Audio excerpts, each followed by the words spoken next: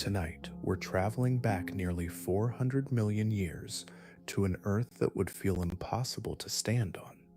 For most of history, life on our planet had refused to leave the water. The continents were harsh, unstable, and unforgiving, a place where survival seemed impossible, a silent frontier of stone. And then, something strange began to rise on the land. Forests appeared, yet they were nothing like the forests we imagine today. No leaves stirred in the air, no seeds fell to the ground. Some of the tallest living structures on land were not even plants. As these alien forests spread, the planet itself began to change. Rivers slowed and shifted their paths. Soils formed for the first time in a lasting way, held together by roots. The air changed too. Oxygen crept higher into the atmosphere, altering climate, fire, and the future of life itself. Earth crossed a threshold, one it could never step back from. And then, after reshaping the planet in ways that still define our world today, these forests collapsed and vanished. But what led to the collapse of these forests? And why did Earth allow such a world to emerge at all? Tonight, we'll move gently into this impossible chapter of Earth's history. But before we begin, I'd love to know where in the world you're listening from tonight and what time it is there. It's always comforting to imagine these stories unfolding beneath so many different skies. If you enjoy these slow journeys into Earth's distant past, you're warmly invited to like the video and subscribe. It helps this quiet corner of science continue to grow. Now, take a slow breath, and together let's step softly into the alien forests that once covered Earth. Long before forests reshaped the land, the continents told a quieter but far harsher story. If you could have stood on Earth during this time, the ground beneath you would not have felt settled or welcoming. The land did not carry the softness we associate with soil today.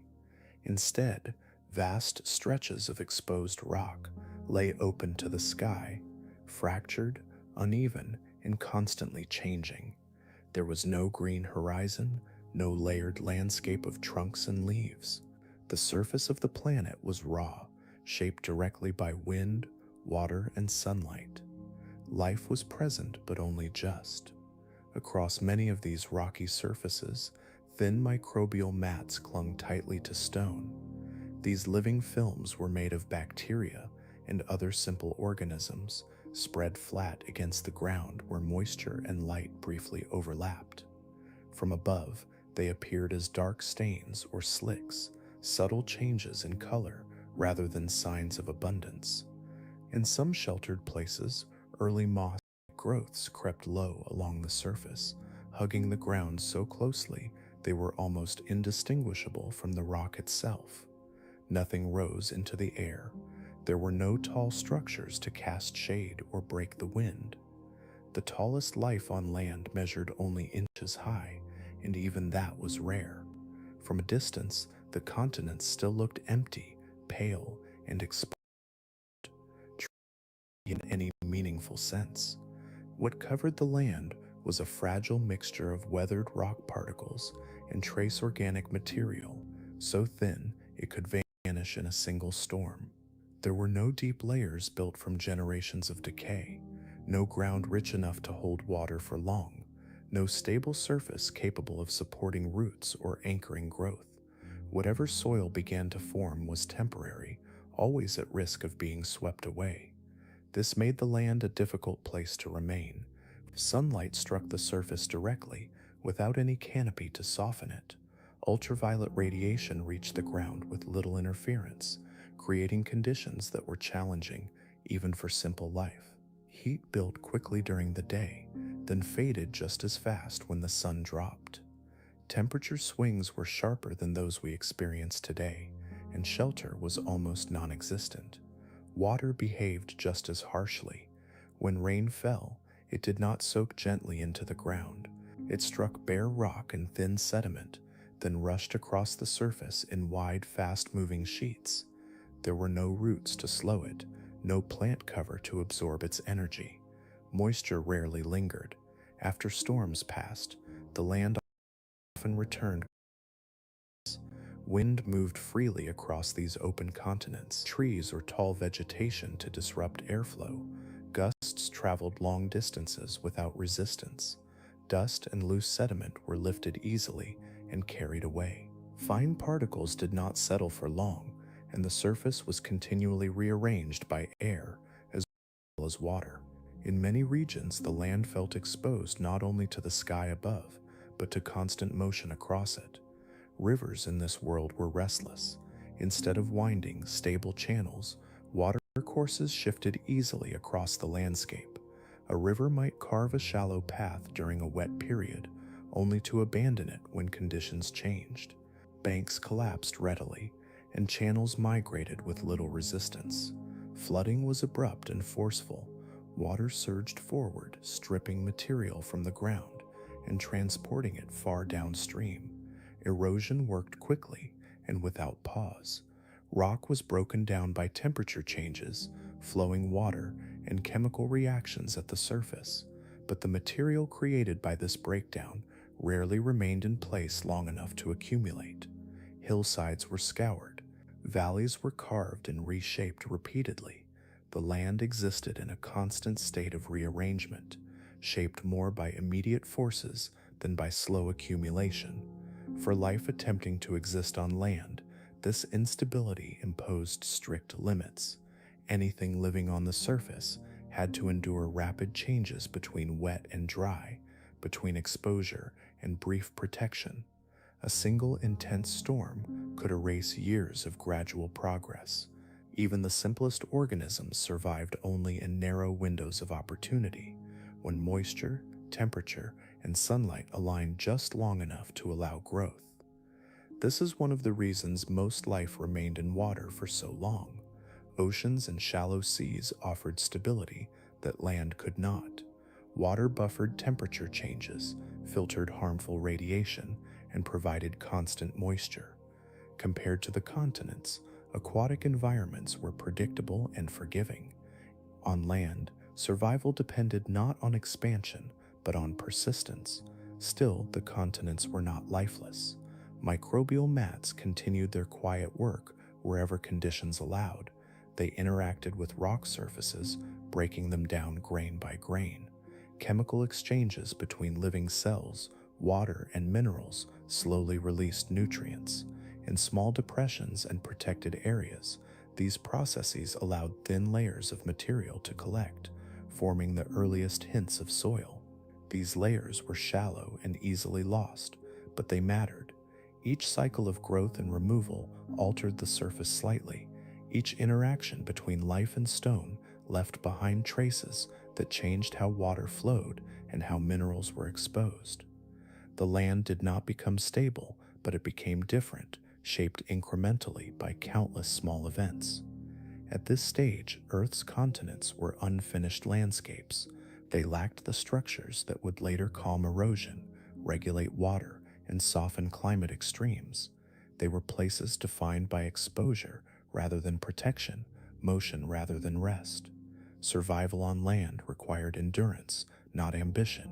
Growth remained low and close to the surface, pressed against the ground where conditions were least hostile. Everything about this world resisted permanence. Water rushed instead of soaking, wind swept instead of settling. The ground shifted beneath even the most persistent life. And yet beneath this constant reshaping, subtle changes accumulated. The surface of the planet was being prepared, not by intention, but by repetition. Rock, water, air, and life were interacting in ways that slowly altered the rules of the land. The continents were harsh, but they were not static. They were changing, layer by fragile layer, becoming something new, even if that future was not yet visible. They were waiting, not for collapse or failure, but for a form of life capable of anchoring the ground itself. Long before forests rose and reshaped the continents, life began its slow and uncertain approach toward land, from the familiarity of water. For most of Earth's history, plants lived entirely in aquatic environments. Shallow seas, coastal margins, lakes, and wetlands provided everything they needed. Water supported their bodies, carried dissolved nutrients, and softened the intensity of sunlight. In these settings, plants did not need rigid structures or internal plumbing. They floated, spread, and reproduced while buoyed by the surrounding world. Gravity existed, but it was gentler. Dryness was not a concern.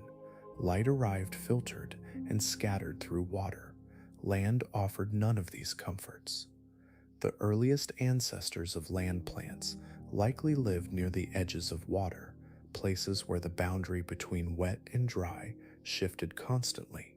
Tidal flats, floodplains, and damp shorelines were soaked one moment and exposed the next. When water retreated, some organisms were briefly left behind, surrounded by air instead of liquid. Most could not survive this change. Cells dried too quickly, sunlight struck too harshly, tissues collapsed without support. But a few endured for a short time. This was not a deliberate choice or a sudden leap. It was persistence through repetition. Exposure happened again and again, and with each cycle, small variations determined which organisms lasted slightly longer than others. Those that could tolerate brief dryness, direct sunlight, or unsupported weight remained just long enough to grow and reproduce when water returned. The first challenge plants faced on land was sunlight. In water, light is scattered and softened. On land, it arrives directly. While sunlight is essential for photosynthesis, too much of it can damage cellular machinery. Early photosynthetic systems were not built for this intensity. Direct exposure could overwhelm them, breaking molecules faster than they could be repaired. Dryness was an even greater threat. Water evaporates quickly in open air. Without constant immersion, cells lose moisture to their surroundings, shrinking and failing. In aquatic environments, dehydration is impossible. On land, it is immediate and relentless. For early plants, surviving even a short dry period required new ways to slow the loss of water. Gravity introduced a quieter but equally serious problem. In water, a plant's body can remain soft and flexible. The surrounding liquid carries much of its weight. On land, even the smallest structure must support itself. Without internal strength, tissues collapse and spread flat against the surface. Growth becomes limited, not by energy, but by structure. Survival on land required subtle solutions rather than dramatic reinvention. One of the earliest and most important changes was the development of a thin, waxy layer on the outer surface of plant tissues. This coating reduced water loss by slowing evaporation. It did not prevent drying entirely, but it extended the time a plant could remain exposed before dehydration became fatal. This single adaptation allowed early plants to linger on land instead of retreating immediately. Another shift involved how plants reproduced. In water, reproductive cells can move freely, carried by currents. On land, movement is unpredictable. Early plants relied on spores, tiny structures capable of surviving dry conditions for a time. Spores were lightweight and resilient. They could be carried by wind or settle into damp cracks in the surface, waiting for moisture to return before growing. At this stage, spores were simply a means of persistence, not a driver of landscape change. They allowed plants to maintain a presence on land despite unstable conditions, but they did not yet shape ecosystems or forests. Early land plants remained small. There was no advantage in growing tall. Sunlight was not a limited resource yet. Competition was minimal. Rising above the ground increased exposure to wind and dryness, making survival harder rather than easier. Height brought risk without reward. Staying close to the surface offered protection. Moisture lingered longer near the ground, especially in shallow depressions and shaded cracks. The surface itself blocked some airflow, reducing water loss. Gravity was easier to manage when growth spread outward instead of upward. Early plants formed low mats and branching carpets rather than upright forms. When stems appeared, they were simple and soft. They did not transport water efficiently over long distances. They did not provide strong support. Their purpose was modest, lifting photosynthetic surfaces just enough to access light without straying far from moisture.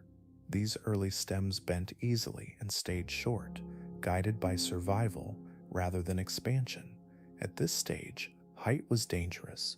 Wind could tear exposed tissues, sunlight could dry them rapidly. Without efficient internal transport systems or strong structural material, growing taller increased vulnerability. What worked well in water became a liability in air. For a long time, plants remained low, not because they were incapable of growing taller, but because there was no reason to do so. The land did not yet reward height. Survival depended on balance and restraint. Each step onto land was cautious, shaped as much by loss as by success. As these early plants lived and died, they began to alter their surroundings in quiet ways. Their presence darkened rock surfaces, changing how heat was absorbed. Their decay left traces of organic material behind. Microbial communities interacted with this material, slowly releasing nutrients. These effects were small and easily erased, but they accumulated over time. Progress remained slow. The continents were still harsh and unstable. Conditions shifted constantly. Plants continued to evolve at the margins, refining ways to hold water, tolerate sunlight, and maintain shape without collapsing. No single adaptation transformed the land on its own. Change came through accumulation. The most important achievement of this era was not height or dominance, it was endurance. Life learned how to remain on land, even briefly. It learned how to return after drying, how to persist through exposure, how to exist outside water without immediately failing. These early steps did not create forests or shade or deep soil. They created possibility. The land was still mostly bare, but it was no longer untouched.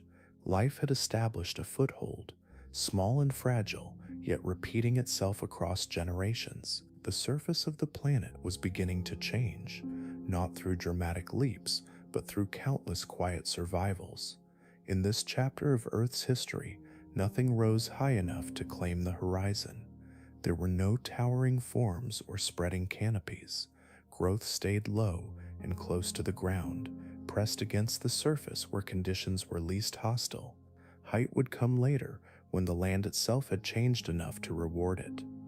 For now, the first steps onto land were careful, restrained, and close to the surface, as life learned how to exist in a place that had never been shaped to hold it.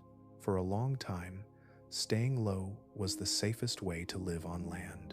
Early plants spread across the surface in thin layers, pressing close to moisture and shelter. They absorbed sunlight that reached the ground and avoided the risks that came with exposure. Height offered nothing they needed. Light was abundant, and there was little competition for it. Growing upward only increased the danger of drying out or collapsing under one's own weight. Then, slowly, the balance began to change. As plant life spread more widely across the land, sunlight stopped reaching the ground evenly. Where once light flooded every exposed surface, it now arrived in patches.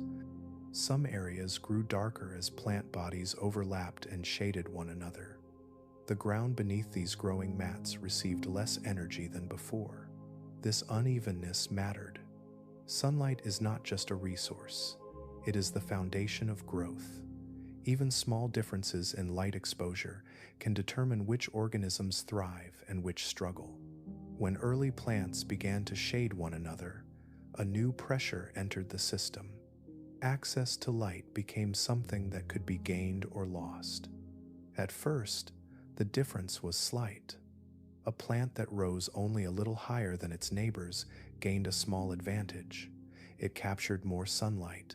It produced more energy. That energy could be invested into growth, repair, or reproduction.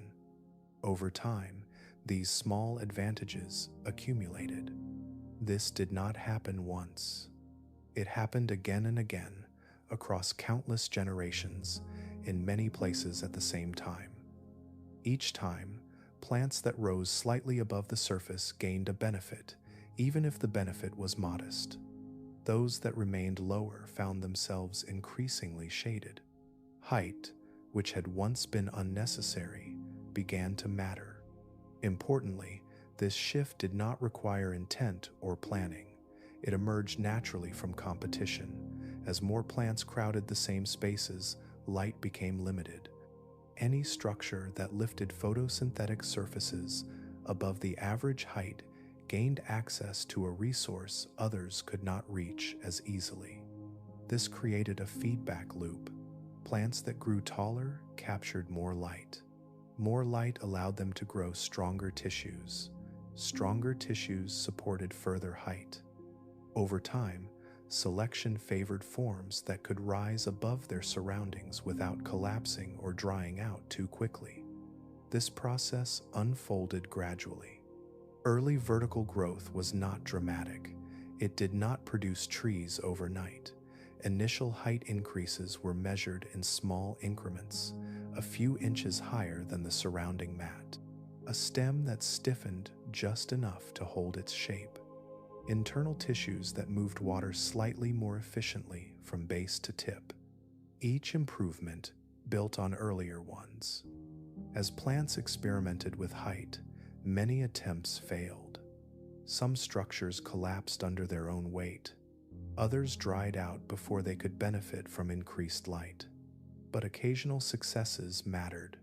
Those forms persisted and reproduced, passing along traits that made height more viable. Competition played a key role. At this stage in Earth's history, there were no large land animals feeding on plants. There were no grazers stripping leaves or breaking stems. The pressure driving change came almost entirely from other plants. The struggle was quiet and constant, centered on space and light rather than teeth or claws. In this environment, even a slight advantage could shape the future. Height did more than improve access to sunlight. It also changed how plants interacted with their immediate surroundings. Raised structures altered how air moved around them. They influenced how moisture lingered or evaporated nearby. These effects were secondary at first, subtle shifts rather than defining features. What mattered most was light. Light determined energy. Energy determined growth. Growth determined survival. As height increased, plants began to invest more resources into internal support. Simple stems grew thicker. Tissues became more organized. Water had to be transported upward rather than spread evenly across a surface. This required new internal arrangements, early versions of transport systems that could move moisture from the ground to elevated tissues. Each step upward demanded coordination. A plant could not simply grow taller without also managing weight, water, and exposure. Height brought benefits, but it also brought costs. Evolution balanced these trade-offs through repeated experimentation. Some lineages explored height aggressively. Others remained low, continuing to spread across the surface. Both strategies coexisted for long periods. But where light competition intensified, taller forms gained an edge. Over time, this dynamic reshaped plant communities. Instead of uniform carpets hugging the ground, landscapes began to show variation. Some plants rose above others. Shadows became more pronounced. The surface of the land gained a vertical dimension it had never possessed before. This was a turning point. Once height offered a reliable advantage, evolution did not retreat from it. Selection continued to favor structures that could rise higher without failing. Increment by increment, plants tested how far upward growth could go. The process was uneven and slow. Different groups experimented in different ways. Some developed thicker stems, others adjusted growth patterns to distribute weight more effectively. None of these early forms resembled modern trees, but they represented steps along a new path. What changed was not just shape, but strategy. Plants were no longer simply surviving on land, they were competing within it. The environment was no longer a flat surface to endure, but a space with layers where position mattered. Height transformed the rules. It turned sunlight into a contested resource. It rewarded structural innovation. It encouraged complexity. Once plants began to rise, the land itself became three-dimensional in a biological sense. This shift did not immediately create forests. It created possibility. The land now supported vertical growth that could persist. The groundwork was laid for taller forms to spread, interact, and reshape the surface in more profound ways. Height had become an advantage, not because plants sought dominance, but because the simple act of growing slightly higher unlocked energy that others could not reach. And once that door opened, evolution continued to walk through it, step by careful step. When the first true forests spread across the land, they did not resemble the forests that exist today. They were tall, but not full, structured, but not layered, present, yet strangely incomplete. From a distance, these forests appeared as dense fields of vertical forms rising abruptly from the ground. The land was no longer flat or low, but it was not enclosed either. The sky remained visible through much of the space. Light still reached the surface, though it now arrived broken and uneven. There were no leaves in the modern sense, no broad surfaces fanning outward, no thin blades trembling in the wind. Photosynthesis did not occur across wide, flexible sheets. Instead, it was concentrated in compact regions, often gathered at the tops of tall structures or spread along coarse outer surfaces. Energy was captured where exposure allowed, without the efficiency or elegance of later designs. The dominant forms were trunks. Long, upright columns rose directly from the ground with little interruption. Many showed minimal branching, if any at all. Their growth was focused upward rather than outward, creating forests defined by height rather than spread. These trunks varied in thickness, but their overall shapes were simple, repetitive, and direct. At their tops, many were crowned with dense, brush-like growths. These crowns did not resemble foliage. They were clusters of photosynthetic tissue packed tightly together, coarse in texture and irregular in outline. From below, they appeared as darkened masses against the sky, uneven but compact, absorbing sunlight without softening it. The canopy, if it could be called that, was thin. It did not form a continuous roof. Instead, it existed as a broken layer of elevated growth, allowing sunlight to pass through wide gaps. Light fell in narrow shafts, striking the ground in distinct patches. Shadows were sharp and elongated, stretching between trunks rather than pooling beneath them.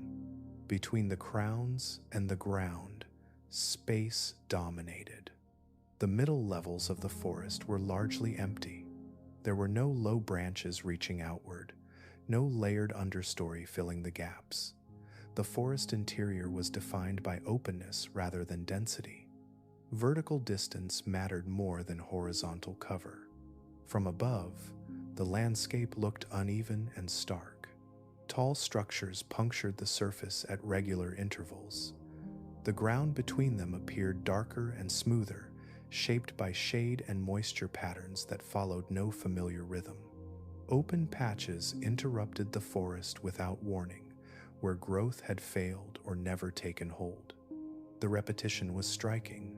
Trunk followed trunk, similar in form and spacing. Variation existed, but it was subtle. The eye had few landmarks to follow. Movement through such a forest would reveal little change from one direction to the next. The structure emphasized persistence rather than diversity. Nothing moved in the upper levels. The crown stood still except when wind passed through them. There were no animals living among them. No creatures climbed the trunks or crossed between elevated structures. The canopy was new, and it remained largely unused. Rain fell through it directly, meeting little resistance before reaching the ground below. At ground level, the experience was no less unusual. The trunks provided little shelter. Without low branches or dense growth near the surface, the ground remained exposed despite the height above it. Shaded areas existed, but they were narrow and sharply defined. Moisture collected in some places and vanished quickly in others. The air carried fine particles. Spores drifted through the forest, released in vast numbers and carried wherever wind allowed. They settled on bark, soil, and stone. Their presence was constant, though often invisible, filling the space between trunks with potential rather than activity. Sound in these forests was minimal. There were no calls, no footsteps, no layered noise. What sound existed came from wind moving through brush like crowns, from rain striking bare surfaces, from water flowing across the ground. The forest did not echo with life. It stood quietly, shaped more by physical forces than interaction. From within, the forest emphasized vertical distance. The sky felt farther away than before, not because it was hidden, but because it was framed by tall, narrow forms. Looking upward revealed scattered crowns silhouetted against light.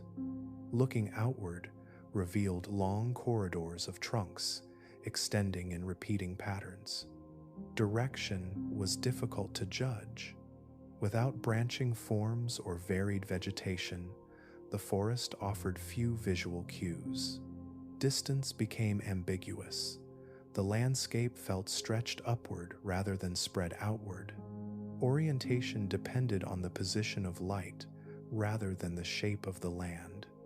These forests were not dense in the modern sense. They did not enclose space or absorb movement. Instead, they stood like frameworks, outlining a new vertical dimension without filling it.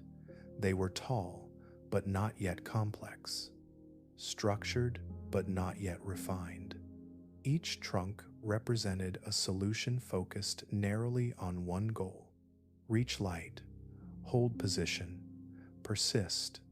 There was no softness in their design, no redundancy, no balance between layers. Growth had found a direction, but not yet harmony. These were forests in an early architectural phase. They lifted life into the air for the first time, creating tall biological structures across the land. They altered how light reached the ground and how space was divided. But they had not yet developed the features that would later define forest ecosystems. They did not resemble anything familiar, not because they were monstrous or dramatic, but because they were incomplete. They lacked the features that later evolution would add. Leaves had not yet arrived. Branching was limited.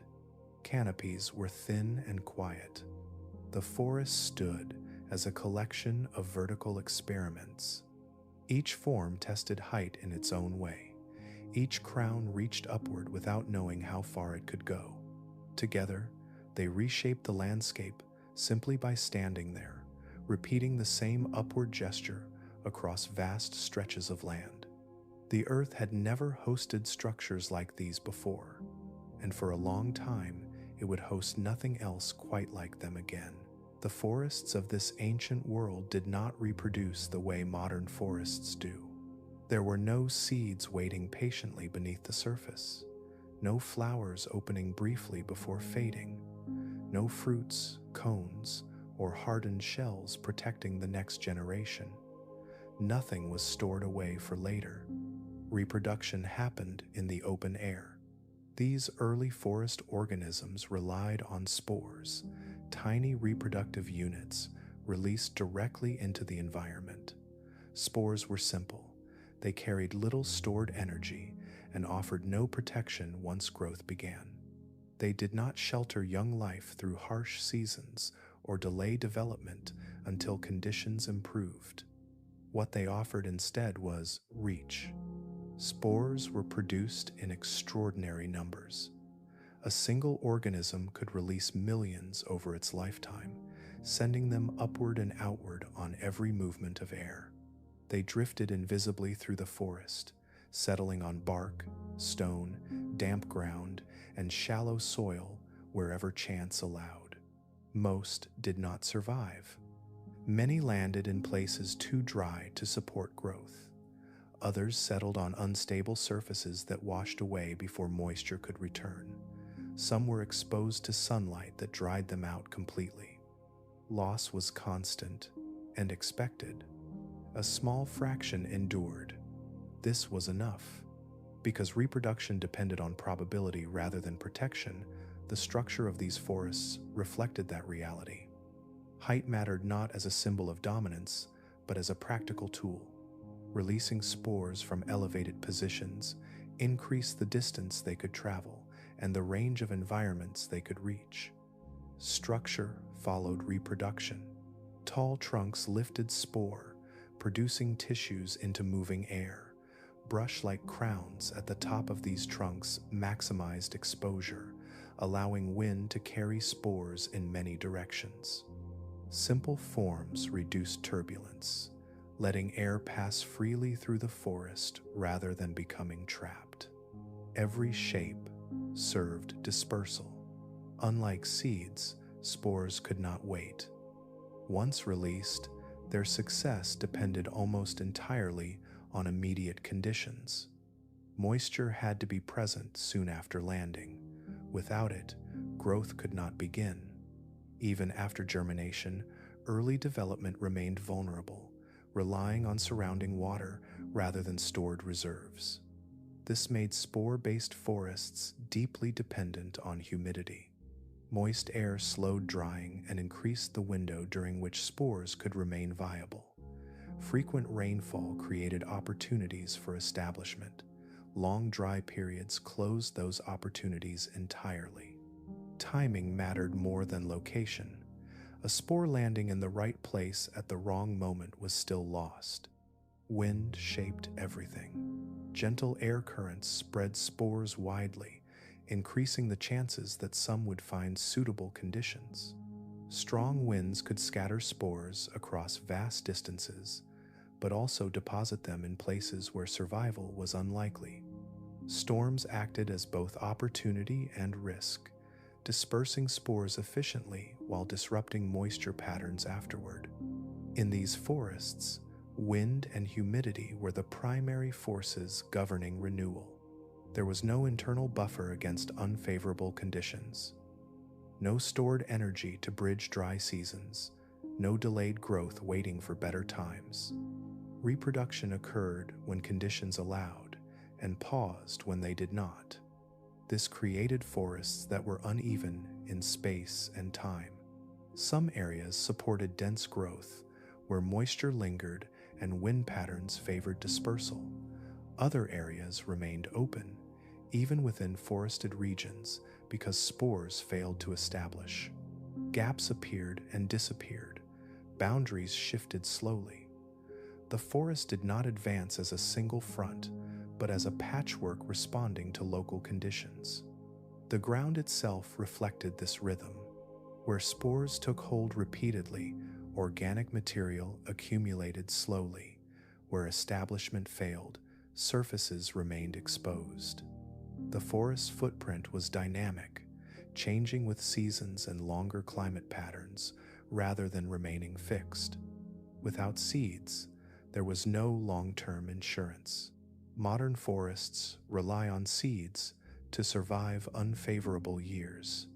Seeds can remain dormant through heat, cold, or drought, emerging only when conditions improve.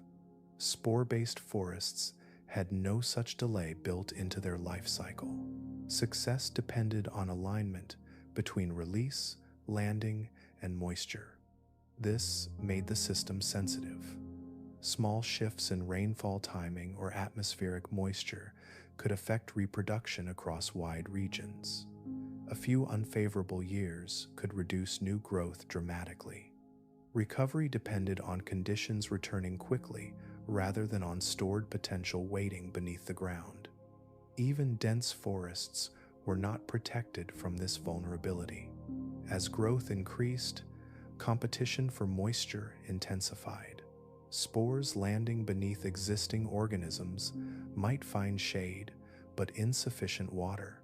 The forest altered its own environment, sometimes narrowing the conditions under which new growth could succeed. Reproduction shaped not only structure, but tempo.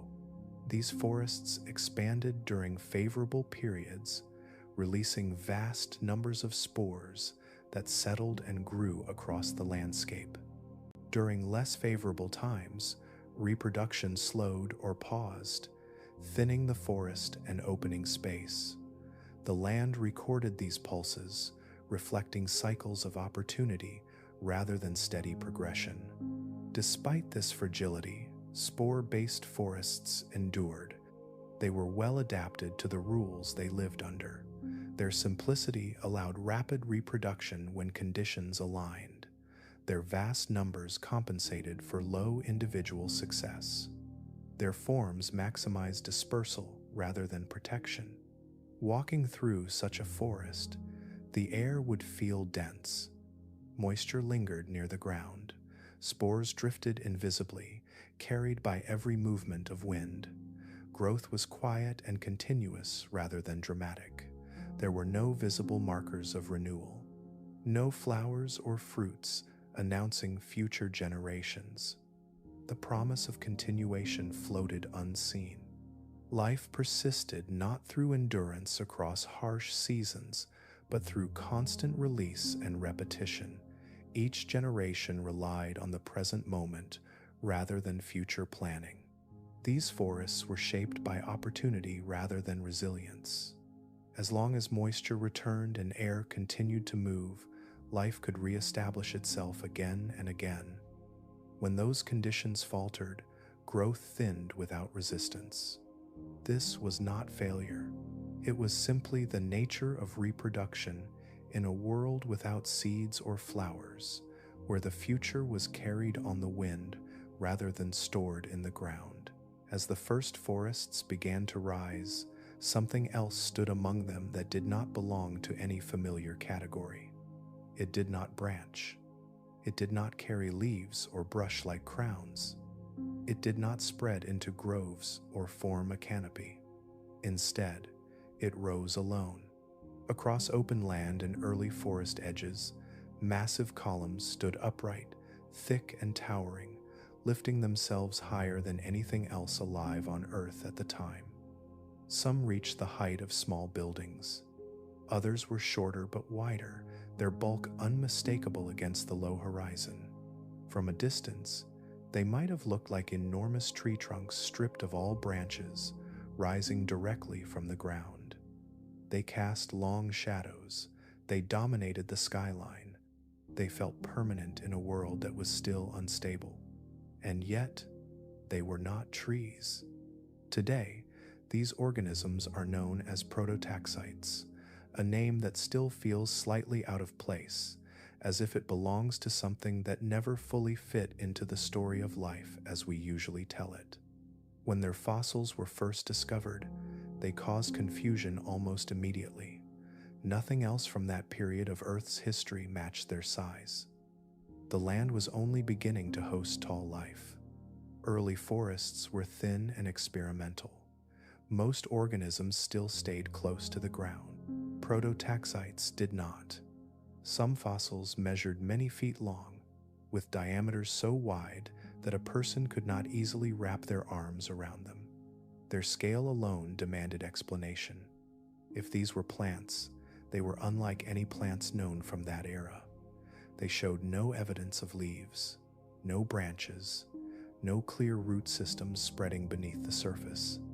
Their internal structure deepened the mystery. When scientists examined cross-sections of prototaxites fossils, they found networks of tiny tubes running through the body. These tubes were layered and intertwined, forming a dense internal fabric. But they did not resemble the organized vascular tissues used by plants to transport water and nutrients. There were no patterns associated with photosynthesis, no structures designed to move sugars from leaves to roots. At the same time, the tubes were not animal tissue. There were no signs of muscle, bone, or anything that suggested movement or sensation. For many years, prototaxites resisted classification. As fossil discoveries expanded across multiple continents, a clearer picture began to form. Prototaxites appeared in many different environments, often alongside early forests but not integrated into them. It did not form stands the way trees did. It appeared as solitary columns or loose groupings scattered across the landscape. Then came chemical evidence. By analyzing the ratios of carbon isotopes preserved within prototaxites fossils, scientists could infer how the organism obtained its energy. Plants that photosynthesize leave behind a distinct isotopic signature, reflecting their direct use of sunlight and atmospheric carbon dioxide. Prototaxites did not match that signature. Instead, its chemical profile aligned with organisms that consume organic material already present in the environment. It was not fixing carbon through photosynthesis, it was feeding. This shifted the interpretation decisively. Combined with the tubular internal structure, the isotopic evidence pointed toward a fungal identity. Not a small fungus hidden in soil, but a fungus scaled up to a size rarely seen before or since. Prototaxites is now understood, based on the strongest available evidence, to have been a giant fungus. In the context of its time, this makes sense. The land was only beginning to accumulate organic matter. Early plants were spreading slowly, shedding tissues, dying back, and leaving behind material that needed to be broken down. Microbial mats and primitive vegetation covered patches of ground, producing energy but not yet recycling it efficiently. Fungi filled that role. They fed on decaying material, breaking it down and redistributing nutrients through the thin, developing soils. In doing so, they quietly supported the expansion of plant life, even as they towered over it. Their extraordinary height likely served practical purposes. Elevation allowed spores to be released into stronger air currents, increasing dispersal distance in a world where suitable habitats were scattered. Height also placed reproductive structures above ground level, away from flooding and surface instability. Standing among the early forests, prototaxites would have felt imposing and strange. It offered no canopy, no shade in the familiar sense. Its surface was firm and textured, shaped by layers of fungal growth rather than wood. Rain would have streamed down its sides. Wind would have moved past it freely, carrying spores away. It did not sway or rustle. It did not branch or bend. It simply stood. Unlike plants, it did not depend on light. Unlike animals, it did not move. Its presence was defined by mass and height rather than interaction. For a long time, fungi occupied a very different position in Earth's ecosystems than they do today. They were not hidden beneath forests or confined to the shadows. In this early world, they rose into the open, claiming vertical space before plants had fully learned how to use it. As forests grew denser and plant life became more complex, conditions shifted. The land changed, competition increased, moisture patterns altered. New ecological roles emerged that no longer favored solitary fungal giants standing above everything else. Gradually, prototaxites vanished from the landscape, but during its time, it stood as a reminder that early land ecosystems did not follow modern rules. The tallest life on Earth was not leafy or green. It did not build wood or cast layered shade. It consumed, recycled, and rose upward in silence. In the world of the first forests, the horizon belonged not only to plants, but to a giant that was never a tree at all.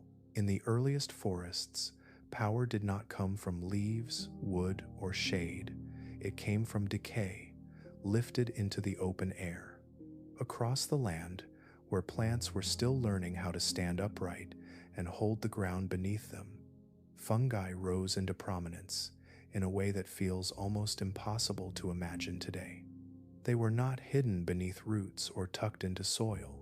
They were visible, dominant structures, standing tall against the sky in a world where height was still rare. This was not because fungi were stronger than plants or more advanced. It was because the land itself favored them. The surface of Earth was thin and restless. Organic material appeared and disappeared quickly. Early plants grew slowly, struggled, and often failed.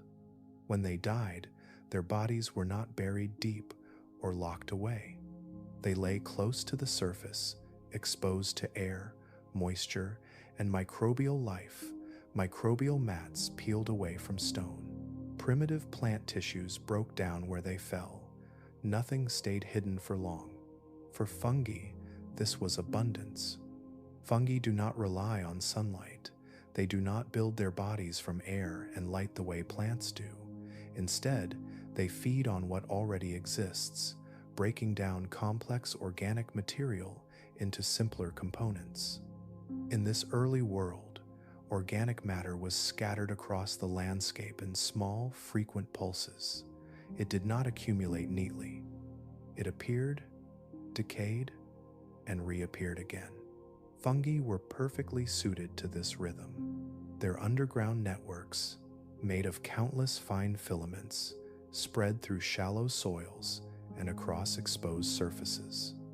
These networks connected patches of organic material that were otherwise isolated. Where one plant failed, fungi moved in. Where microbial mats broke apart, fungi followed. They did not need stability. They needed opportunity. As fungal networks expanded, so did the structures that supported reproduction. In this ancient landscape, standing tall was not about capturing light. For fungi, height was about reach.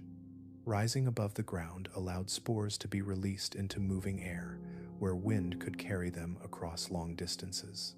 The higher the release point, the farther the spores could travel. In a world where suitable habitats were scattered and temporary, distance mattered. This is why some fungi grew into towering columns. They did not form forests in the way plants did. They did not cluster tightly or create layered canopies. Instead, they stood as massive, solitary structures, sometimes loosely grouped, sometimes isolated. Their height gave them access to wind currents that smaller organisms could not reach. Their mass allowed them to persist through changing conditions. To stand beneath one of these giants would have been a strange experience. The structure would rise straight up, with no branches overhead, no leaves to soften the light. Its surface would feel firm and textured, shaped by layers of fungal growth rather than wood. Rain would run directly down its sides. Wind would move past it freely. It offered no shelter, but it commanded attention. What it means for a fungus to stand tall is not just a matter of size. It represents a reversal of roles we take for granted today. In modern ecosystems, fungi are supporting actors. They work beneath forests, recycling fallen leaves and wood, feeding plants indirectly through the soil. They are essential, but rarely visible. In the earliest forests, this relationship was inverted. Fungi rose above the land, while plants struggled below. The tallest organisms on Earth did not make their own food from sunlight. They consumed the remains of others, turning death into fuel for growth. They shaped the land not by stabilizing it, but by processing what instability produced. This dominance had real effects on the landscape.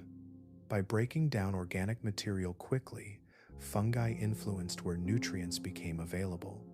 Areas with active fungal growth tended to develop darker, richer surface layers, thin but chemically altered. These patches held moisture slightly longer and resisted erosion just a bit more than surrounding ground. Over time, this created subtle variation across the land, places where early plants found conditions marginally more forgiving. Fungi did not build these conditions intentionally. They emerged as a consequence of feeding. Their tall structures also changed how spores moved across the land. Elevated release points meant that fungal reproduction was less tied to immediate surroundings. Spores could travel beyond local patches of decay, landing in new areas where organic material would eventually appear. This allowed fungi to occupy large regions even when food sources were unevenly distributed. In a world without animals, nothing grazed on these structures, nothing knocked them down or climbed them. Their dominance went largely unchallenged. Plants were still refining how to grow upward. Animals had not yet arrived to reshape ecosystems through movement and consumption. The land belonged, briefly, to fungi. This dominance was not permanent, and it was not absolute. It existed because the land itself was unfinished.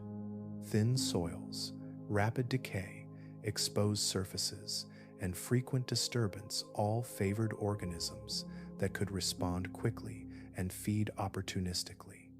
As plants grew taller and more numerous, conditions began to change. Increased plant cover altered how organic material accumulated. Roots held ground in place. Decay slowed and became more layered rather than immediate. Nutrients began to move differently through the landscape. But in this moment, before those changes took hold, fungi were the most visible engineers of early land ecosystems. They linked life and death directly, without delay. Growth and decay were not separate phases. They were part of the same continuous process, happening openly across the land. Fungi turned instability into sustenance, making use of what others could not yet control. To imagine a world where fungi ruled the skyline is to imagine a planet still deciding how complexity would work on land. It was not yet organized into familiar hierarchies. Support came before structure. Recycling came before accumulation. In this quiet and unfamiliar age, the tallest life on Earth did not reach upward to drink sunlight. It rose to scatter spores, feeding on the restless remains of a young and changing world. For a long time, life on land touched the surface lightly. It spread across rock and thin ground, careful not to depend too much on anything that could vanish with the next storm or dry season. Even as plants learned how to rise into the air, the ground beneath them remained uncertain. Height brought exposure, wind pulled, rain tore. Standing upright created a new demand that sunlight alone could not solve. Stability had to come from below. The earliest roots were modest structures. They were not the thick, branching systems we recognize today, but simple extensions that helped early plants grip the surface. These first roots spread shallowly, exploring the narrow zone just beneath the ground where moisture lingered longest. Even at this stage, their presence mattered. Plants anchored more firmly. They resisted being washed away. They survived dry spells that would have killed earlier forms. But the true transformation began when roots started to grow downward rather than outward.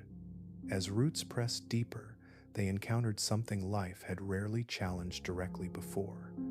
Solid rock, not loose sediment, not thin surface crusts, but the ancient stone that formed the backbone of continents. Roots did not shatter this rock in sudden breaks. They worked slowly, quietly, using patience rather than force. Tiny cracks already existed in stone, formed by temperature changes, pressure, and time. Water seeped into these fractures. Roots followed the moisture. As they grew, they expanded within these narrow spaces, exerting steady pressure. Over time, that pressure widened the cracks. Water carried dissolved minerals deeper. Organic compounds released by roots and nearby microorganisms reacted with the rock, weakening its structure at the microscopic level. Grain by grain, stone began to yield. This was not erosion from above, driven by wind or rushing water. This was weathering from within.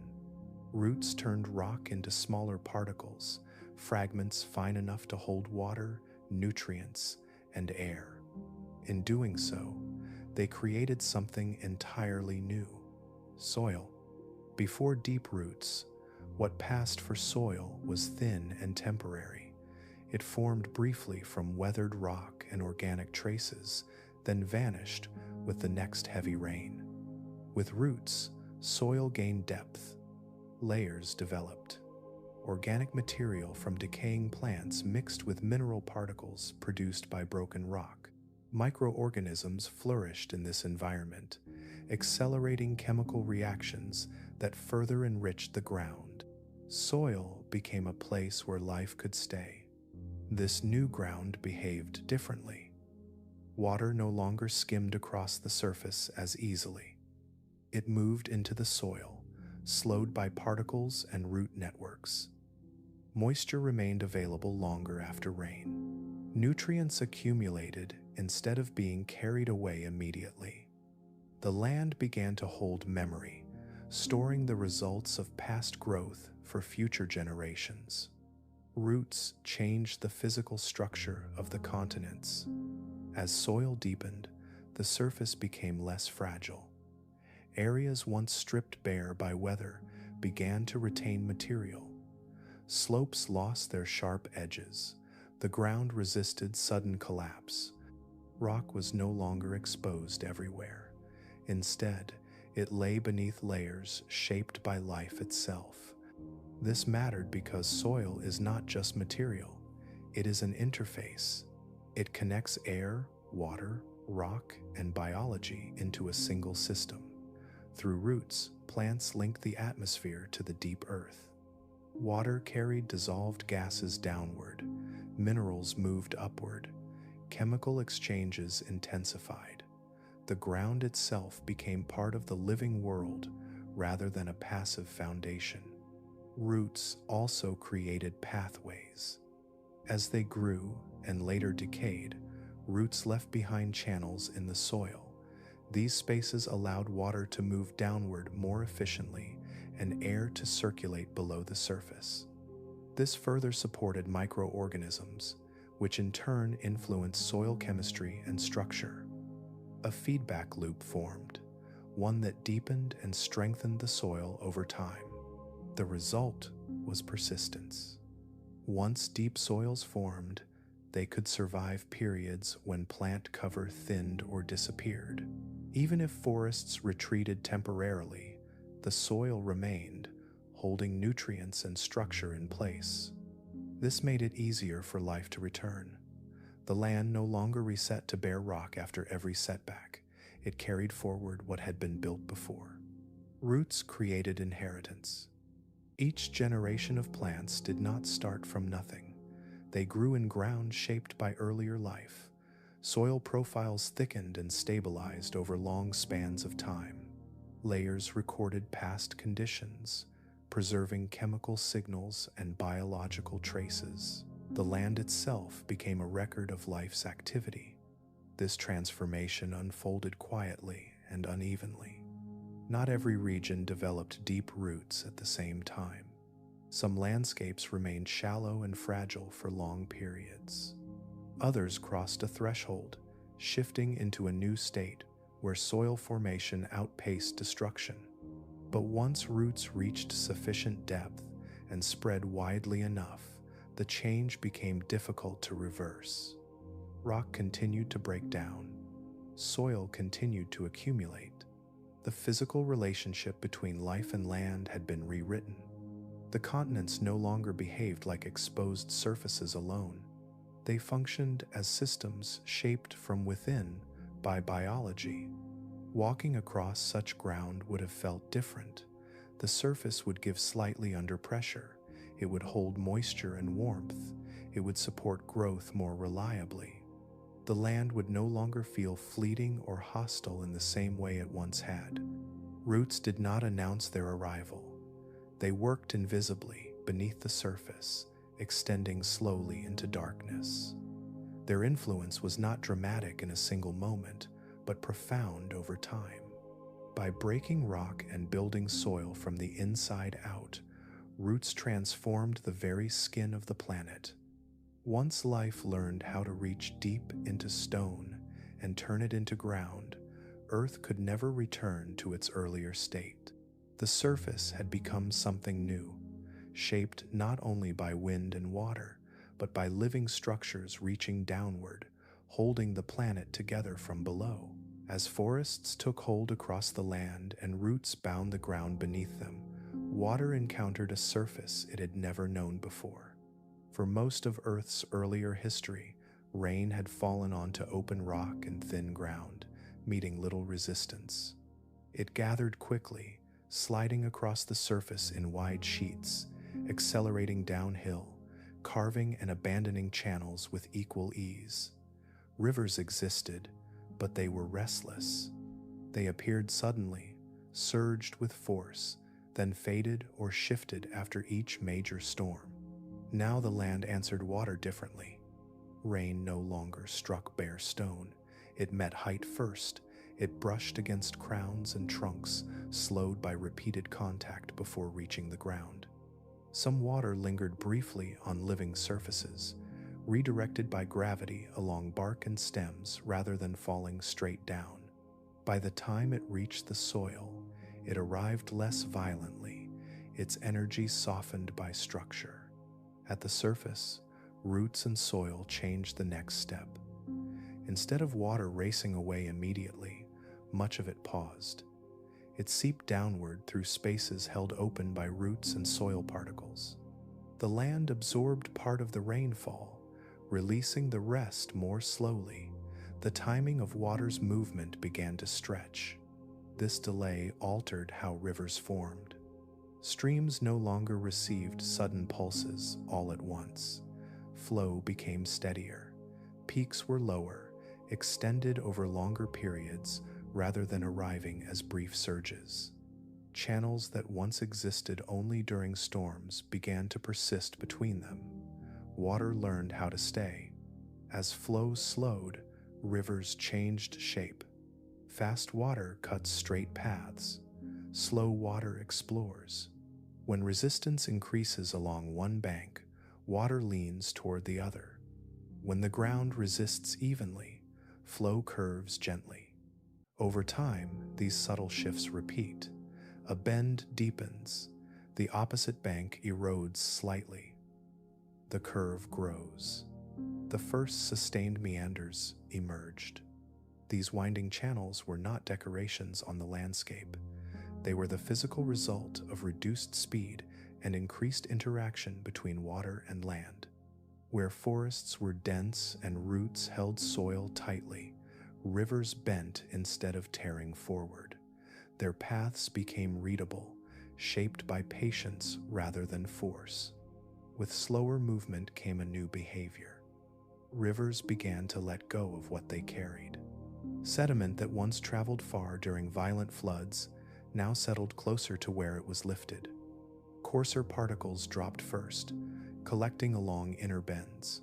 Finer material followed, spreading out across low ground during gentle floods.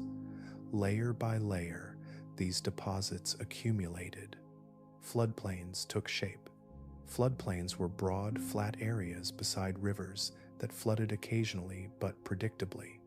When water spilled over its banks, it spread thinly rather than violently.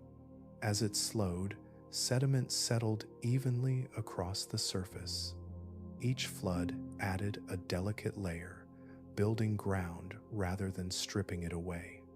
These floodplains altered the landscape's geometry. Valleys widened, river corridors became zones rather than lines. The boundary between water and land softened, expanding into areas that were sometimes wet and sometimes dry. These spaces became stable features, revisited by water again and again. Rivers began to remember their paths. Without roots, banks collapsed easily. Channels shifted from season to season. With forests, riverbanks gained strength. Soil held together, roots reinforced edges below the surface. Channels persisted long enough for their shapes to deepen and repeat. Over generations, rivers carved valleys slowly, guided by existing curves rather than starting fresh each time. Water also learned a second route. As soils deepened and roots created passageways, part of the rainfall moved underground. It filtered down, collected in pores and fractures, and traveled slowly through the subsurface. This groundwater did not rush. It moved quietly, emerging later into streams and channels during dry periods. This changed timing rather than volume. Streams fed by groundwater flowed longer between rains. Dry seasons shortened.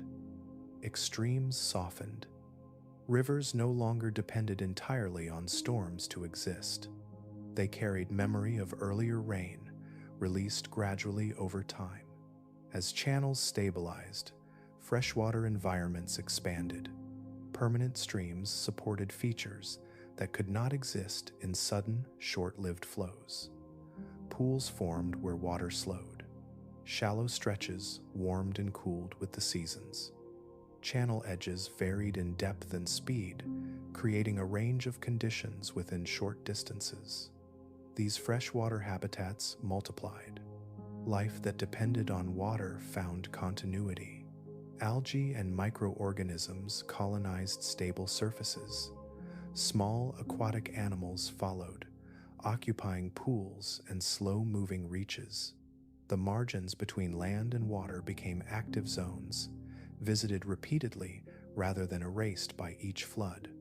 Rivers also connected landscapes.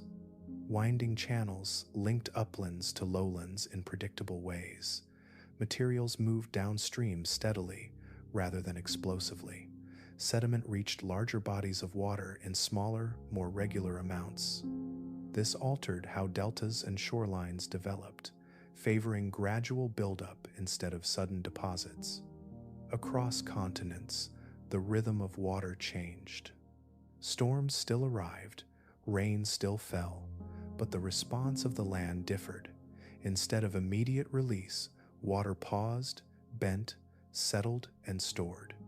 The relationship between rain and river stretched across time rather than collapsing into moments. Even the soundscape shifted. Where rivers once roared briefly during floods and fell silent afterward, many now spoke continuously. Flow became a constant presence. Valleys held the sound of moving water long after storms had passed. This constancy allowed complexity to grow alongside channels.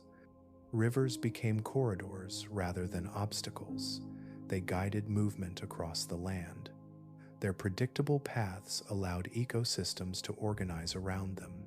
Interactions multiplied where water lingered, slowed, and returned. None of this required intention. Forests did not plan rivers. Roots did not design channels.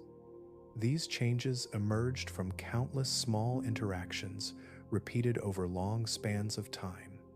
Each slowed drop, each stabilized bank, each settled grain of sediment nudged the system toward a new state. Water adjusted to the land that life had reshaped. Rivers no longer behaved as if the surface were temporary. They treated it as something that could be traced, revisited, and followed. Their curves recorded resistance and absorption rather than chaos.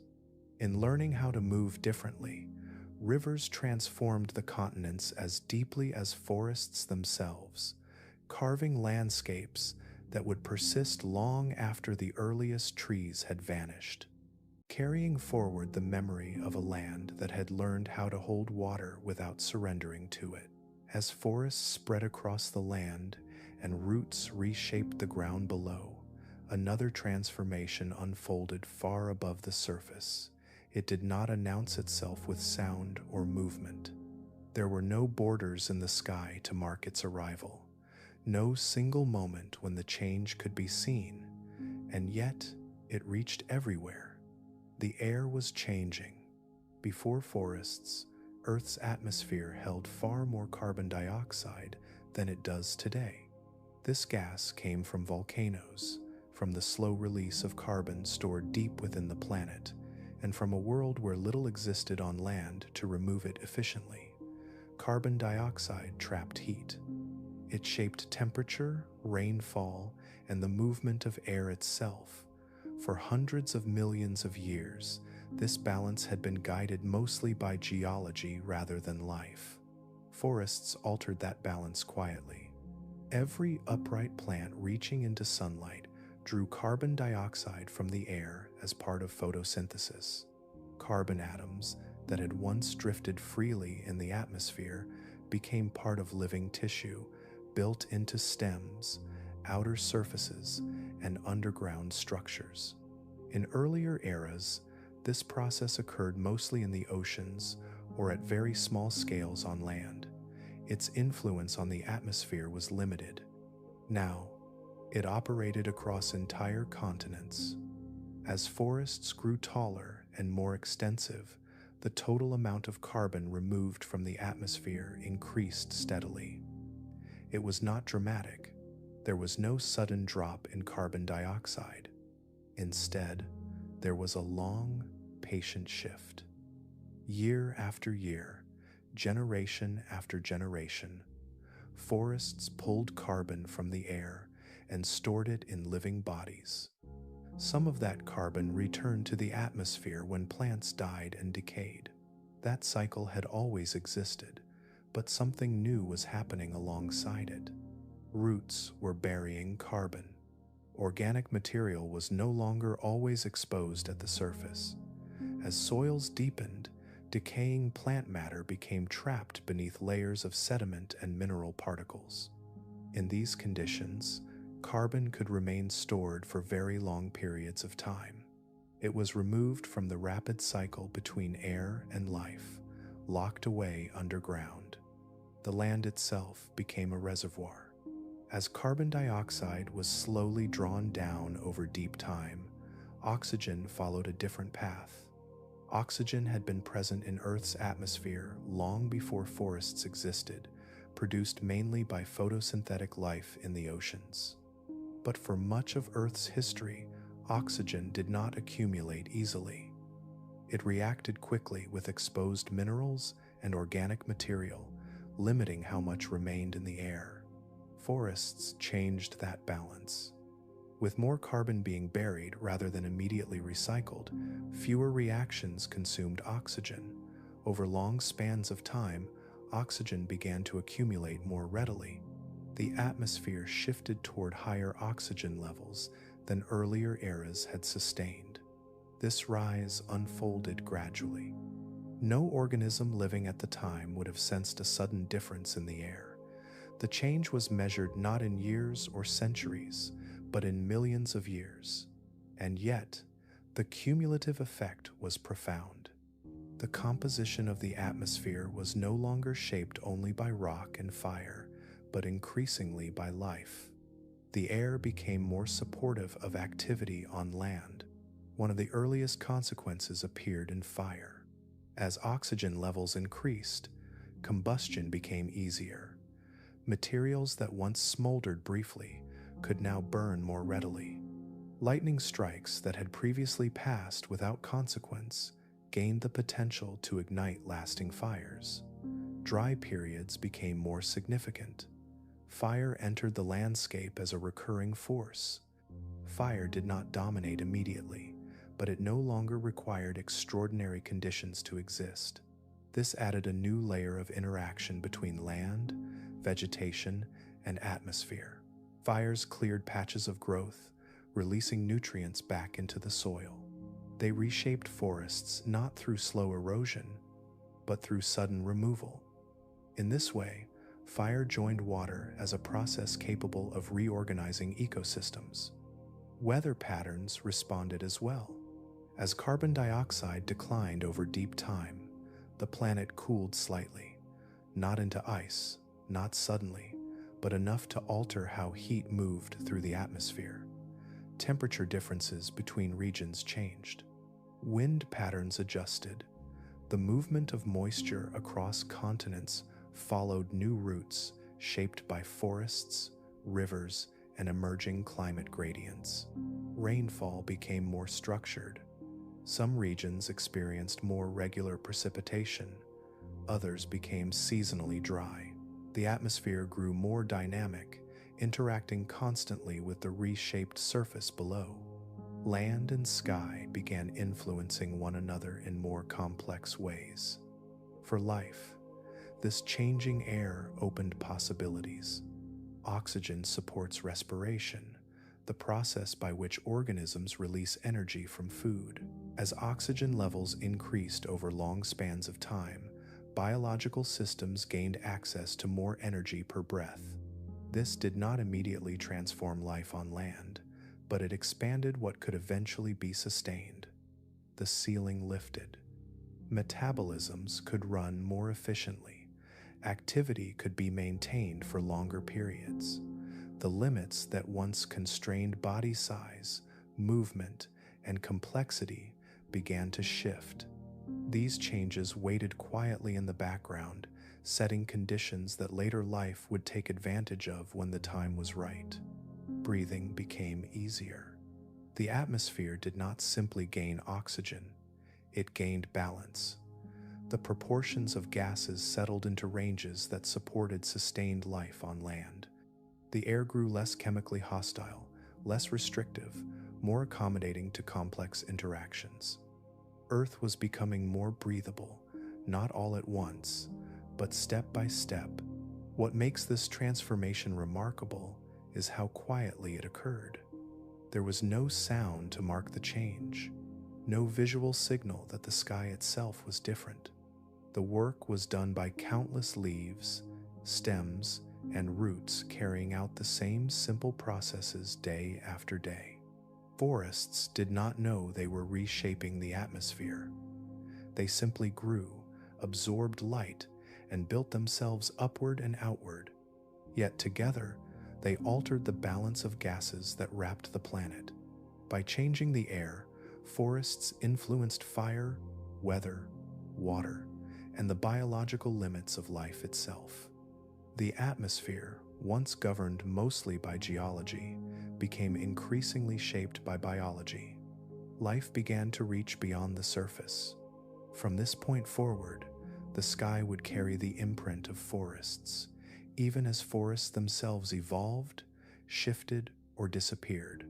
Oxygen levels would continue to rise and fall across deep time, responding to new conditions and new forms of life. But the era when land plants began influencing the atmosphere marked a lasting transition. The planet crossed another quiet threshold. Earth learned how to breathe differently, guided not by sudden events, but by patient growth.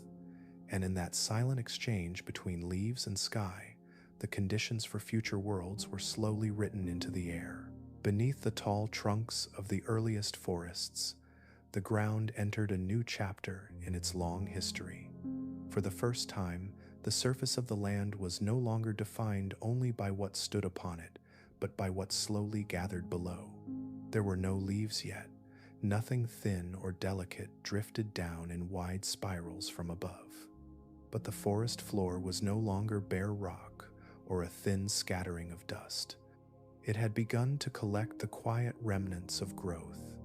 Fragments accumulated where they fell, pieces of outer tissue shed as plants stretched upward, sections of stems worn smooth by wind and rain, spore-bearing structures that had completed their work and broken free. When storms passed through the forest, parts of these tall organisms snapped, bent or eroded, settling at the base of the trunks. Growth and breakdown occurred side by side, not as opposites but as partners. This material did not disappear quickly. Earlier landscapes had been defined by motion. Rain washed organic matter away almost as soon as it formed. Wind scattered fragments across open ground. Little remained in one place long enough to matter. Now, forests interrupted that movement. Trunks slowed air currents. Roots held the surface together. The ground no longer surrendered everything it received. As a result, what fell tended to stay. This was not a dramatic change, but a patient one. Layer by layer, organic material began to rest on the surface rather than vanish. The forest floor became a place where time could leave a mark. Decay took on a new role. Fungi, already widespread across the land, moved easily into this growing layer of material.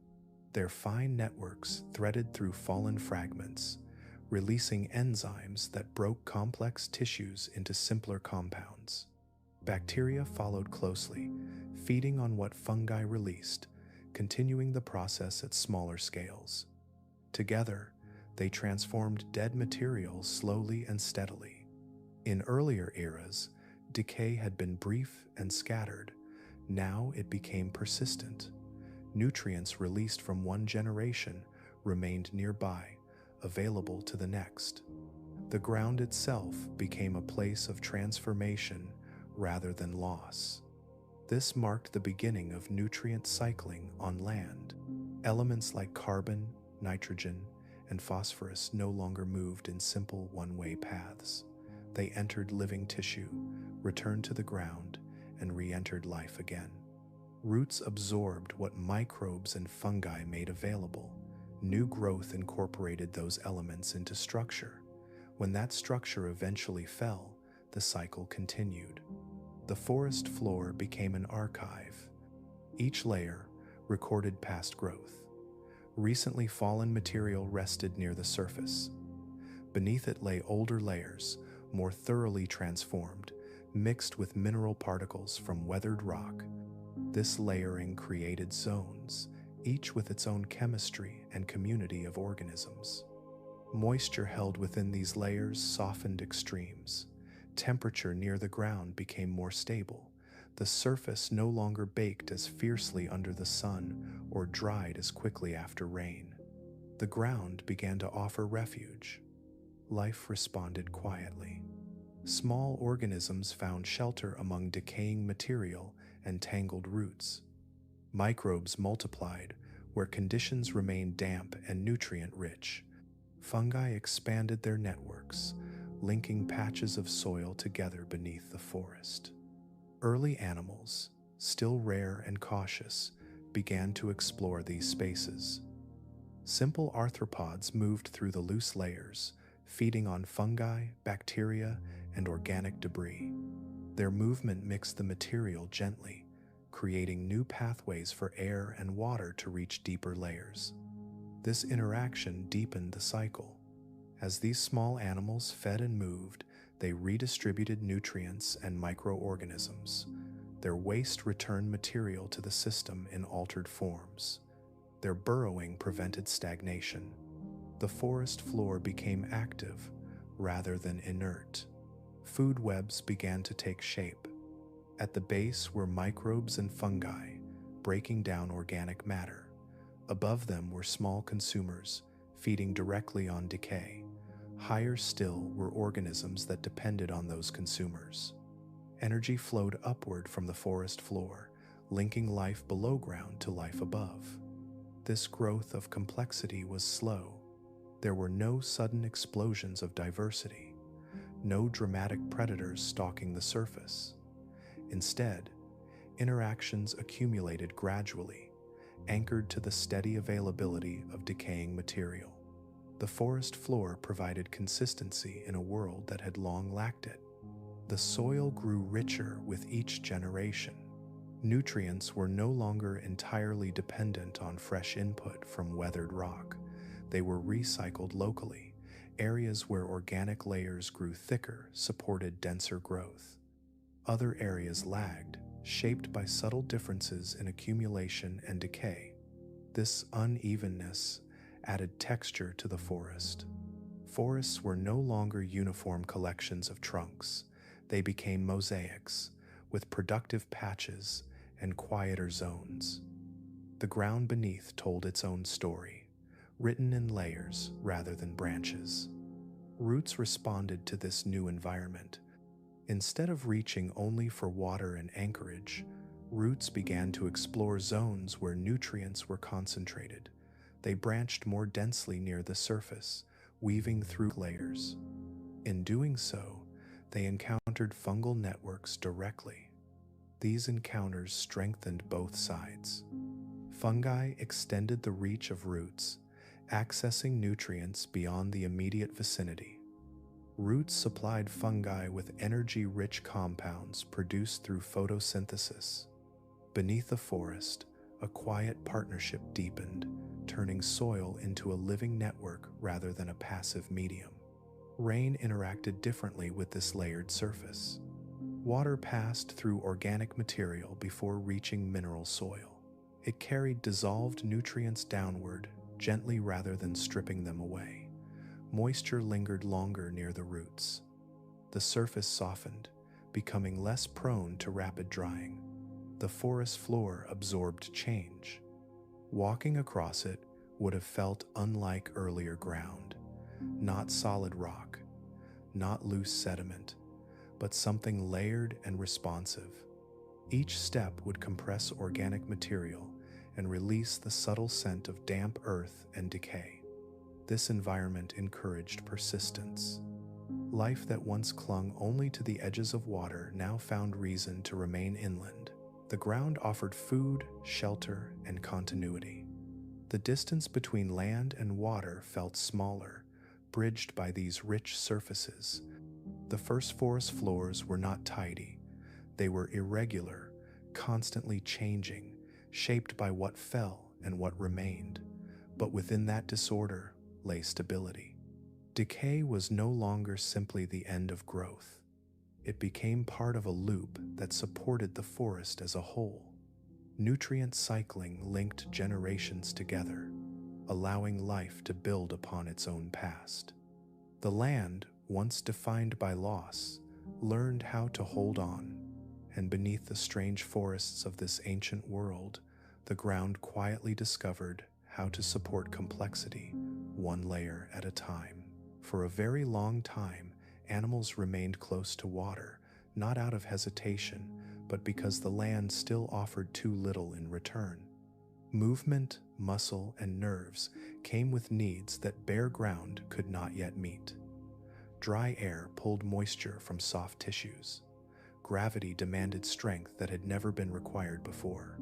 Temperature shifted sharply between day and night. Survival away from water required more than courage. It required conditions. Those conditions began to appear quietly beneath the forests. With the richer air already building and the ground no longer shifting beneath every step, the land started to feel different at its lowest levels. Shade softened the surface. Moisture lingered close to the soil. Organic material accumulated instead of vanishing. The forest floor became layered, textured, and alive in ways earlier landscapes had never been. The first animals to respond were small and jointed. Arthropods had already mastered survival in difficult environments. Their segmented bodies allowed flexible movement. Hard outer coverings reduced water loss and offered protection.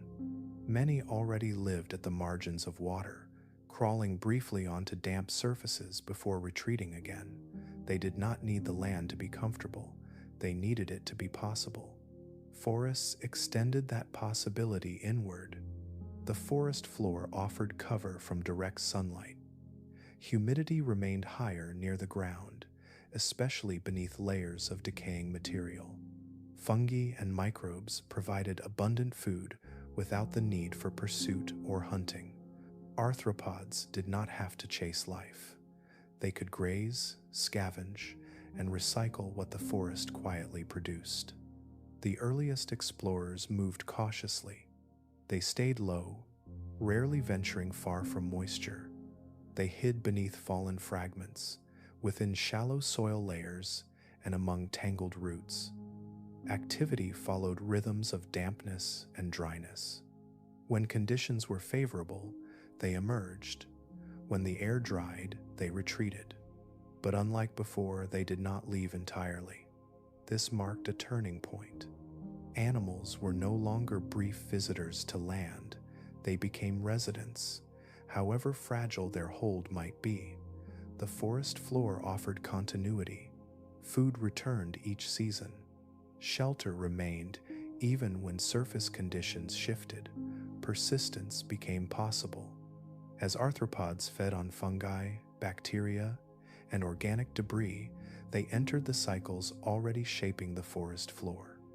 Their waste returned nutrients to the soil in altered forms. Their movement mixed layers of organic material, opening pathways for air and moisture. Without intention, they became engineers of the ground. Motion entered the system. Tiny tracks crossed damp soil. Burrows formed beneath the surface. Organic layers shifted gently as bodies moved through them. Life no longer existed only as upright growth or quiet decay. It crawled, dug, and spread. The presence of animals altered interactions below ground. Fungal growth was grazed in some areas and flourished in others. Microbial communities responded to disturbance. Roots encountered aerated soil where animals had passed. These small changes added complexity without overwhelming the fragile balance that forests depended on. With the air already growing more supportive of active metabolism, arthropods began to explore new limits. Respiration became more efficient. Movement required less constant compromise. Bodies could sustain longer activity before retreating to moisture. Over long spans of time, this allowed gradual increases in size. Not suddenly and not dramatically, but the ceiling lifted. Larger arthropods could travel farther across the forest floor without drying out. They could process tougher material. Their burrows reached slightly deeper. Their range expanded from patches to corridors, from isolated damp spots to connected networks beneath the trees. Forests provided the structure that made this expansion possible. Trunks created vertical surfaces that intercepted wind and shade. Roots formed corridors beneath the ground. Decaying material created layers to move through and feed upon. The land became three-dimensional, not just up and down, but through. Arthropods explored that space slowly. Some climbed low trunks. Others moved between root systems. Many remained hidden, their presence known only through disturbed soil or faint trails. Life spread not by conquest, but by familiarity, learning the contours of the forest floor one generation at a time. Not all animals ventured far inland. Many remained tied to damp environments. Streams, floodplains, and shaded lowlands acted as stepping stones. But as forests expanded and these environments connected, the distance between water and land grew less absolute. Animals could move deeper inland without constant retreat. Their movement reshaped distribution. Spores, microbes, and organic fragments clung to bodies and shells, carried from place to place unintentionally. Arthropods became agents of dispersal, linking patches of life that would otherwise remain isolated. What plants and fungi spread through air, animals now spread along the ground. These interactions strengthened the forest as a whole. Energy flowed through more pathways. Nutrients moved faster between layers. Waste became food more efficiently. The system gained resilience not through dominance, but through participation. Despite this growing complexity, the land remained quiet. There were no calls echoing through the forest, no sudden bursts of speed. Most activity happened close to the ground, hidden beneath layers of organic matter. Life was present, but it did not announce itself. This quiet mattered. By expanding slowly, arthropods avoided destabilizing the systems they depended on. Their presence added motion without chaos. Complexity increased without erasing the fragile gains forests had made. Over time, the forest floor became a place of interaction rather than isolation. Plants, fungi, microbes, and animals now shaped one another. Growth influenced decay, movement influenced structure. The land no longer belonged to a single form of life. Animals followed the forests not because forests offered safety, but because they offered continuity. Where roots stabilized the ground and organic layers held nutrients, animals found reasons to stay. Where the air supported sustained movement, they found room to grow. Each careful step inland widened the path for what would come later. The land, once silent and still, now carried faint signs of motion. And beneath the strange forests of this ancient world, life with legs and joints began to claim its place, not loudly, not quickly, but patiently, learning the ground as it moved. The forests of this ancient earth stood tall and widespread, yet something essential was missing. Their structures reached upward, their roots worked below, and their cycles of growth and decay continued without pause. But above the forest floor, the air remained largely untouched by life. There were no birds resting in the crowns. No wings crossed the open spaces between trunks. No calls traveled from one height to another. The upper layers of the forest existed as architecture without occupants, a level of the world that had not yet found its inhabitants. Mammals were absent as well. No warm bodies sheltered beneath cover, no fur brushed against bark, no eyes reflected light from within the shadows. Reptiles had not yet established themselves on land, and amphibians remained closely bound to water, rarely straying far into the interior of forests that offered them little security. The result was a forest that felt complete in structure, but incomplete in presence. This absence shaped every moment within it. Without animals moving overhead, the canopy did not sway with activity. Nothing leapt from trunk to trunk, nothing startled into flight. The space above remained still, interrupted only by weather and time. What movement existed came from forces older than life itself. Wind passed through brush like crowns, creating uneven shifts rather than rhythmic motion. Rain fell directly, striking trunks and soil without being softened by leaves. Water moved along the ground and through channels nearby, sometimes quietly, sometimes with urgency, depending on season and terrain. These were the dominant sounds of the forest. They were not punctuated by calls or cries. No signals passed between animals.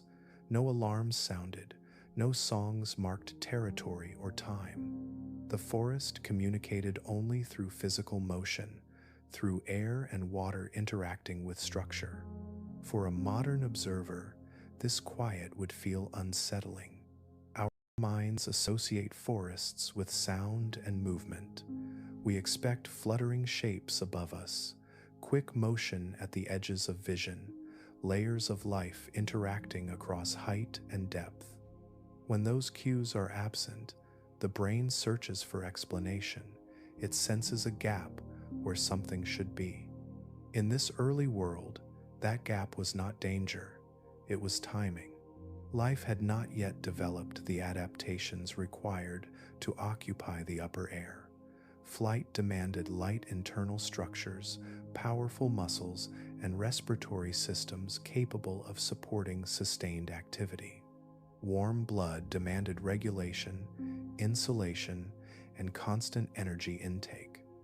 These innovations would come later, built upon foundations still forming. For now, life remained conservative.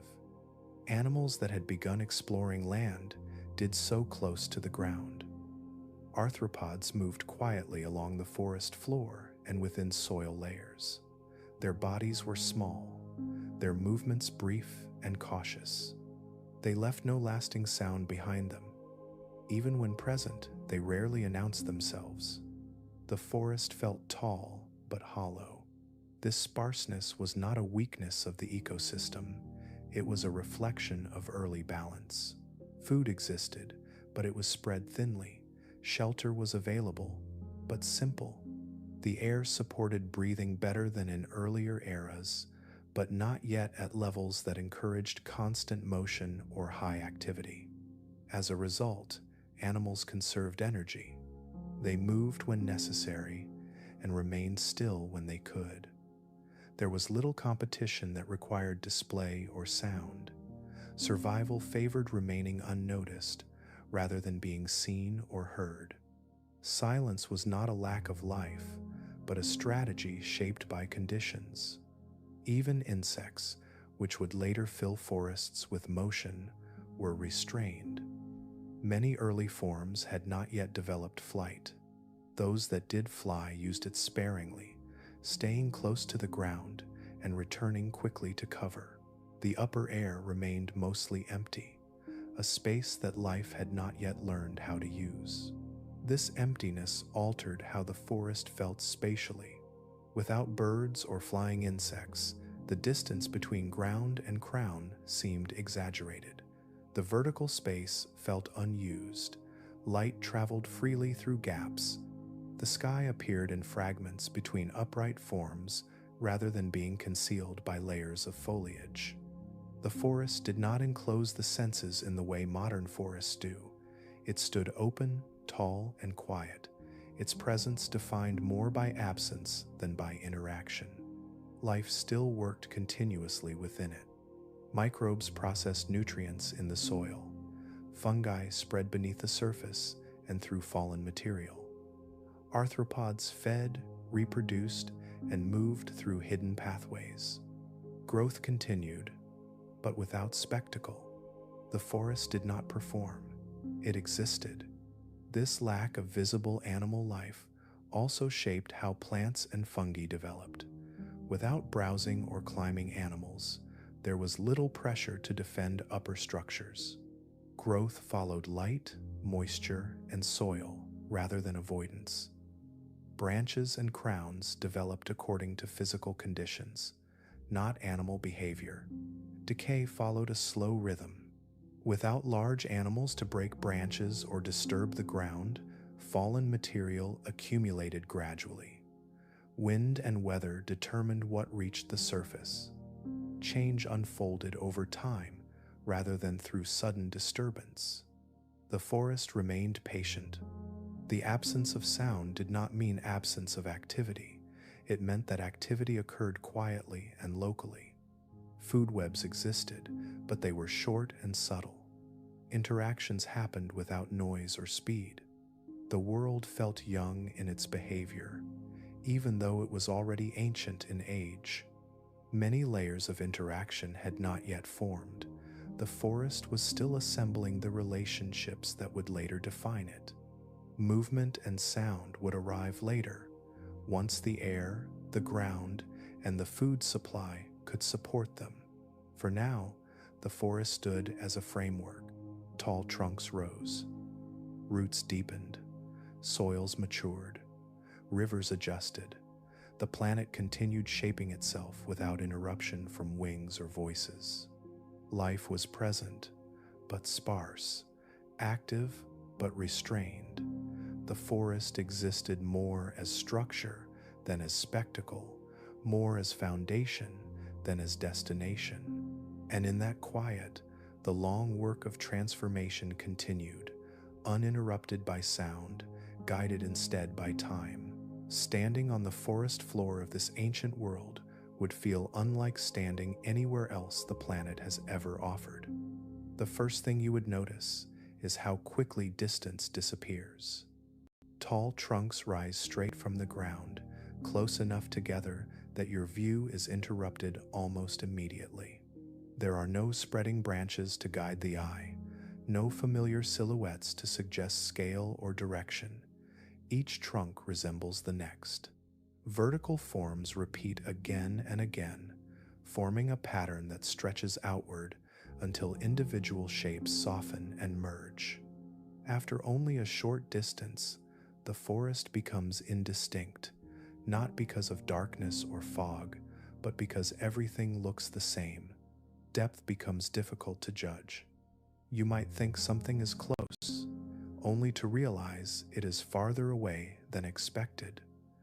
Or you might expect open space beyond the next row of trunks, only to find more of the same forms waiting. The forest does not open gradually. It reveals itself in fragments, one narrow slice at a time. Above you, the sky is present, but broken. Brush-like crowns gather at the tops of the trunks, forming an uneven upper layer. This canopy does not seal the forest. Instead, it interrupts it. Light passes through in irregular patches, slipping between crowns rather than filtering through leaves. The sun reaches the ground in narrow beams that shift slowly as the day moves on. Light behaves sharply here. Some places glow with direct brightness, while nearby areas remain in deep shadow. There is little softness between the two. Your eyes would adjust constantly, never settling into a comfortable balance. Shapes appear suddenly as you move, then vanish again when the angle changes. The forest reveals itself reluctantly, refusing to present a single, stable view.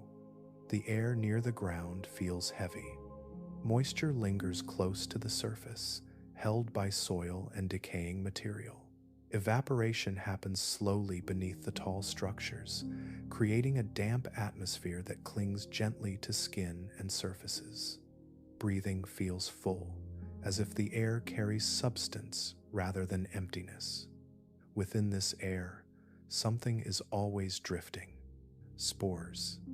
Released from towering structures and crown-like growths, spores move continuously through the forest. You would not see them clearly at first. They are too fine, too small. But when sunlight cuts through at the right angle, a faint haze becomes visible, suspended and alive. Every slight movement of air sends these particles shifting and settling again. Nothing here feels static. Even when the forest appears still, reproduction is underway. Spores rise, fall, and resettle endlessly, coating surfaces, collecting in crevices, and waiting for conditions to align. The forest is active without motion, busy without sound. The ground beneath your feet reflects this constant fall. The forest floor is uneven and layered, but not thick with leaves. Instead, it is scattered with fragments of growth, pieces of stems, sheaths shed as plants grew upward, broken material left behind by weather and time. These fragments soften as they decay, darkening the ground and holding moisture close to the surface. Walking across this floor would feel different from walking on rock or sand. The ground yields slightly. Each step compresses layers of damp material, releasing faint scents of moisture and mineral. Your movement disturbs resting spores, lifting them briefly into the air before they settle again. The surface feels alive, responsive, never fully solid. The smell of the forest is subtle, earthy but restrained. Not the rich complexity of modern soil, but something simpler. Moist stone, decaying growth, and the faint sharpness of fungal activity blend into a steady presence. Life and rock are still closely intertwined here, not yet separated into clear layers. Wind moves through the forest in its own way. Without leaves to catch and scatter it, air flows freely between trunks. It slides rather than rustles. When stronger gusts arrive, They pass cleanly through vertical forms, carrying spores higher into the canopy and farther across the landscape. The movement is smooth and directional, changing tone as it shifts. This creates sound, but not the kind you expect. No chirps, no calls, no sudden flutters. Instead, there is a low, shifting resonance as wind moves through upright structures, a soft, hollow tone that changes with speed and direction. Water adds to this soundscape, flowing through nearby channels, dripping from surfaces, or striking the ground during rainfall. Rain behaves differently here as well. Without leaves to soften its descent, rain strikes crowns and trunks directly.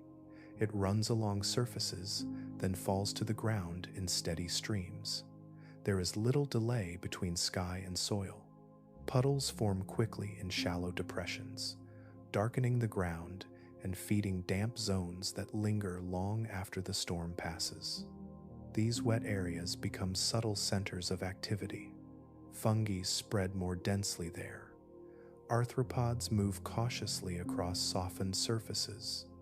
Roots draw moisture downward, deepening the connection between ground and growth.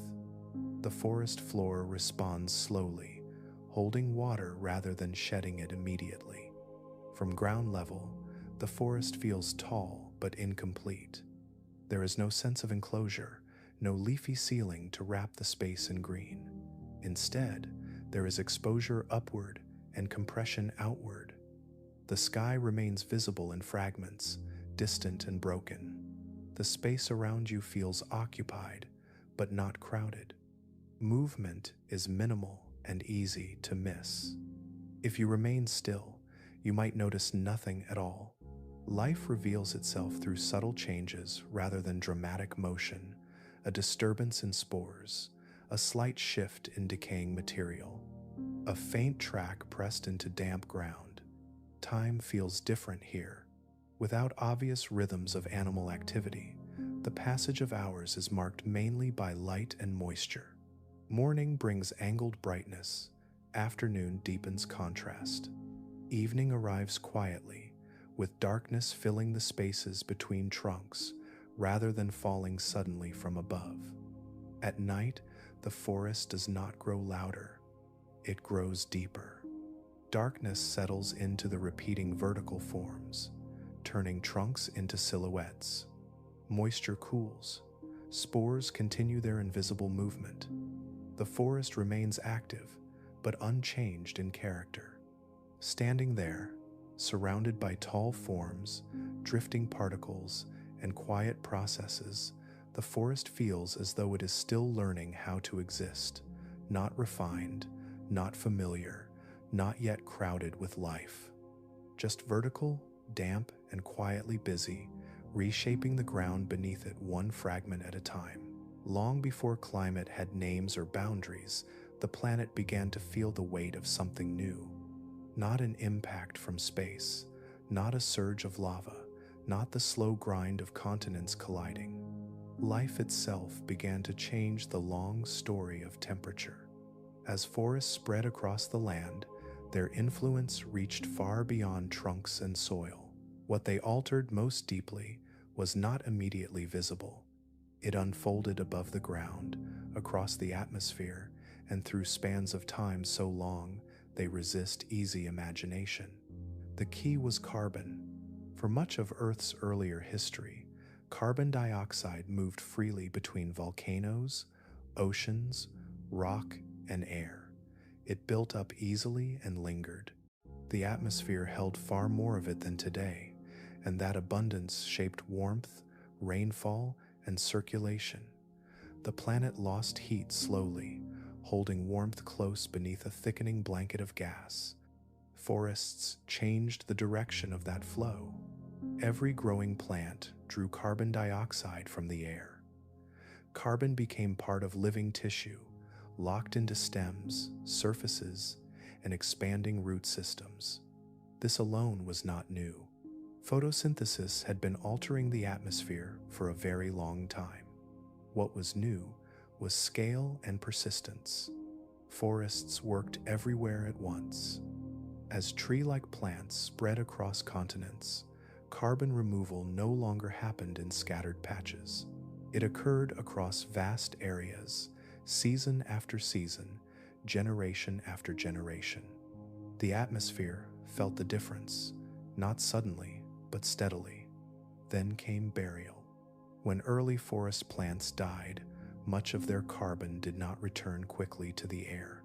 Instead, it entered soil systems that had never existed before. Roots helped trap organic material below the surface. Sediment covered it. Waterlogged ground slowed decay.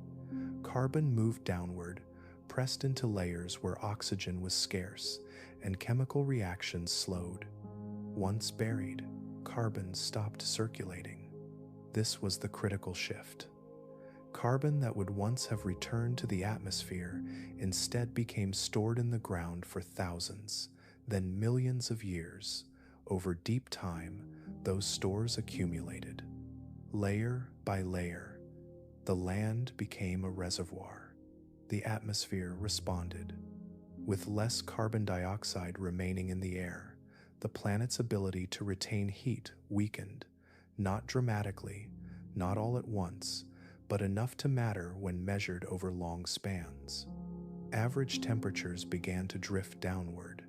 The planet cooled gently, quietly, without spectacle. This cooling did not look like ice or snow. It looked like moderation. Heat extremes softened. Temperature gradients shifted. The difference between day and night narrowed in some regions and widened in others. Seasonal patterns became more defined. The climate system adjusted its rhythms in response to a slowly thinning blanket of greenhouse gas. At the same time, another process reinforced the trend. As roots broke rock into finer particles, chemical weathering increased. Fresh mineral surfaces reacted with carbon dioxide dissolved in rainwater, forming compounds that washed into rivers and eventually into the oceans. There, carbon became locked into sediments and shells, removed from the atmosphere yet again. Life was pulling carbon down from two directions at once, from the air into living tissue and from the air into stone. These processes worked slowly, but they did not stop. They repeated endlessly as forests expanded, retreated, and returned.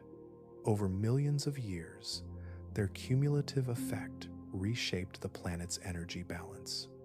This was the first time life altered climate on a global scale. Earlier organisms had changed the atmosphere's chemistry, especially oxygen. But forests changed the planet's temperature trajectory itself. They did not just modify conditions locally, they influenced how heat moved around the entire Earth. Climate became responsive to biology. This mattered because it introduced feedback. As the planet cooled, some regions became more favorable to forests, while others became less so. Wetter areas supported deeper soils and more growth. Drier or cooler regions limited expansion. Forests shaped climate, and climate began shaping forests in return. This exchange did not produce stability immediately. Instead, it produced sensitivity. The Earth system became more finely balanced. Small changes in carbon burial or weathering could tilt conditions over long periods. The planet became capable of drifting into new states, not abruptly, but persistently. This sensitivity would later allow ice ages to emerge. Not right away, not in these early forests, but the groundwork was laid. Carbon dioxide levels had been pushed lower than they had been in much earlier eras. Weathering had intensified. The atmosphere had learned how to respond to life, rather than only to geology. The future gained new possibilities. Oceans felt these changes too. As atmospheric carbon dioxide declined, ocean chemistry shifted. The balance of dissolved gases changed. Marine life adapted, altering how shells formed and how carbon moved between sea and sediment. The influence of forests reached far beyond the shorelines they never touched. Land and ocean became linked by climate. This connection had not existed in the same way before. Earlier, the planet's surface and its atmosphere responded mostly to tectonics and volcanism. Now, biology joined the conversation, adding its own long, quiet voice. The cooling trend was not smooth. Volcanoes continued to erupt, continents continued to drift. Orbital changes altered how sunlight reached the planet. Temperatures rose and fell in response to many forces. But beneath those fluctuations, a deeper shift persisted. Carbon was being removed more efficiently than ever before, and once buried, it stayed buried. Over immense spans of time, some of this carbon would transform into coal and other fossil deposits. Energy captured by ancient forests would be locked away beneath the surface, preserved as chemical memory. The sunlight of distant eras would wait underground, long after the forests themselves vanished. None of this was intentional. Plants did not grow in order to cool the planet. Roots did not break rock with any awareness of atmospheric chemistry. Forests did not shape climate with purpose. The transformation emerged from repetition, from countless small acts layered across deep time. Life changed climate simply by existing at scale. From this point forward, Earth would never return to a world where climate responded only to stone and fire. Biology had become a permanent force in shaping temperature, weather, and long-term planetary balance. The planet had entered a new relationship with itself, one where growth and decay quietly guided the future, one molecule of carbon at a time. The first forests were built on unfamiliar ground, not just in a physical sense, but in every way that mattered for survival. They rose into a world that had never supported tall, complex life on land before. The air was changing, the soil was new, and the climate was beginning to respond to biology in ways it never had. From a distance, these forests may have looked confident, even dominant. Up close, they existed in a delicate balance that could be disturbed with surprising ease. Their fragility came from dependence. Almost every part of these ecosystems relied on conditions aligning just right. Moisture, temperature, soil stability, and timing all had to cooperate. There was little room for delay, interruption, or substitution. Later forests would learn to absorb shocks. These early ones had not. Water governed everything. Reproduction depended on it. Spores required damp air to remain viable as they drifted. They needed moist surfaces to settle and begin growth. Even brief dry periods could sharply reduce successful reproduction across wide areas. Unlike seeds, spores carried little stored energy. They could not wait long for conditions to improve. They either succeeded quickly or failed entirely. Growth followed the same rule. Stems relied on steady access to water to remain upright and functional. Early vascular systems were still limited, less capable of buffering shortages. Roots, though growing deeper than before, depended on soils that were thin and uneven. If moisture dropped below a certain threshold, these systems had no reserves to draw from. This made forests sensitive not just to drought, but to variability. Rainfall did not need to vanish completely to cause trouble. Small shifts in seasonal timing could matter. A delay of rain during a critical growth window could weaken an entire generation. Excess rainfall could be just as disruptive, waterlogging soils and reducing oxygen around roots. The margin for error was narrow. Temperature added another layer of constraint. Although the overall climate was trending cooler across deep time, local conditions remained unpredictable. Without thick canopies or deeply developed soils, Heat moved rapidly between day and night. Warm days could be followed by cold nights with little moderation. In higher regions, sudden cooling could interrupt growth without warning. Early forests had few ways to respond. They could not shed leaves to reduce water loss. They could not retreat underground. They could not migrate quickly in response to shifting climate zones. Their life cycles were slow relative to the pace of environmental change. Once established, they were committed to the conditions around them. Diversity was limited. Many early forest landscapes were dominated by a small number of structural forms. These organisms filled similar roles, grew in similar ways, and depended on similar conditions. This lack of variety meant there was little redundancy. If a dominant form struggled, there were few alternatives ready to take its place. Later ecosystems would spread risk across many species. Early forests concentrated it. Soil, still in its infancy, added to the instability. Although roots had begun to transform rock into soil, this process was uneven. In some places, soil was deep enough to hold moisture and nutrients. In others, it remained thin and easily disturbed. A single intense storm could strip away layers that had taken centuries to form. When soil was lost, recovery was slow. Roots needed soil to grow, and soil needed roots to stay in place. This interdependence worked well under stable conditions, but poorly when disruption occurred. Once broken, the system struggled to rebuild itself quickly. Time itself was a constraint. These forests operated during an era when Earth was still restless. Continents continued to shift, sea levels rose and fell, volcanic activity altered atmospheric chemistry intermittently. Ocean circulation patterns changed, influencing climate on land. The environment was not settled long enough for stability to fully emerge. Evolution responded by experimenting. Traits shifted incrementally. Roots grew deeper. Structural tissues strengthened.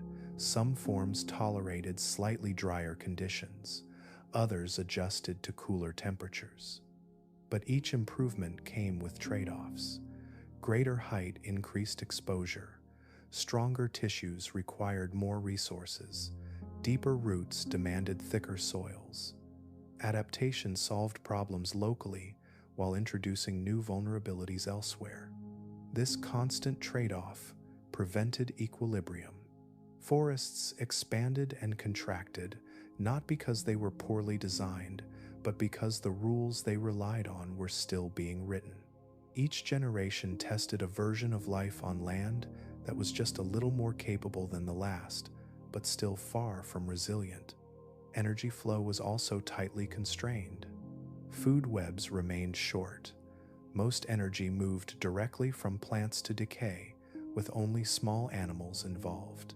This meant disturbances propagated quickly. If primary production slowed, everything downstream felt the impact almost immediately. There were no long chains to buffer change, no alternative pathways to reroute energy. Simple systems respond quickly, but they also break quickly. The forests of this era were efficient, but efficiency came at the cost of flexibility. What they lacked in resilience, they made up for in influence.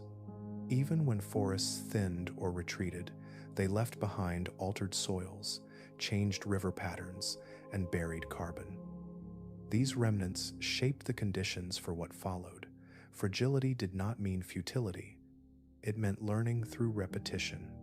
Each cycle of growth and loss refined the relationship between life and land. Traits that tolerated a wider range of moisture survived longer. Structures that resisted erosion persisted. Reproductive strategies that spread risk more effectively became more common. Over time, forests would grow sturdier, more diverse, and more forgiving of change. But in this early phase, instability was the defining feature. These ecosystems lived close to their limits. They depended on cooperation between air, water, and ground that could not always be guaranteed. They were powerful in their collective impact, yet vulnerable in their daily existence. The land was still teaching life how to remain, and life was still learning how to endure. The end of the first forests did not arrive as a dramatic break. There was no single season when the land suddenly emptied, no sharp boundary between a world with forests and a world without them. Instead, the change moved slowly, like a tide that withdraws so gradually it takes time to notice the shoreline has shifted. Pressure began to accumulate quietly. The planet was already changing. Long-term cooling continued as carbon remained buried beneath the surface, but this cooling did not unfold evenly. Instead of smooth trends, the climate began to wobble. Variability increased. Years that once followed familiar patterns started to arrive out of sequence. Wet seasons stretched longer than expected, then retreated abruptly. Dry intervals lingered just long enough to interrupt growth before giving way again. At first, the forests absorbed these changes. Tall structures still stood, crowns still reached into the light. From a distance, the land looked much the same. But inside the system, small signals began to appear, early warnings that balance was slipping. Growth slowed. Annual expansion became less reliable. Where new structures once filled every available gap, regeneration began to thin. The forest floor still carried fragments of life, but fewer of those fragments translated into lasting growth. The age structure of forests began to skew. Older forms dominated. Younger ones appeared less frequently. This imbalance mattered. Ecosystems depend on renewal as much as persistence. When replacement slows, stability becomes an illusion. A forest can appear intact even as its future quietly erodes. Temperature swings added stress. Cooling trends continued, but they arrived unevenly across regions. Nights grew colder more quickly than days warmed. In higher elevations and interior areas, seasonal thresholds shifted. Frosts appeared earlier or lingered longer. Heat spikes followed unexpectedly during clear periods. These oscillations placed strain on tissues adapted to narrower ranges. The land lost predictability. Without consistency, timing became unreliable. Growth cycles that depended on coordination between light, warmth, and moisture struggled to align. A slight delay in favorable conditions could cascade into failure for an entire season. Water movement changed as well. Earlier, forests had slowed and stabilized surface flow, but as variability increased, storms arrived with greater contrast. Some rainfall events became more intense, others failed entirely.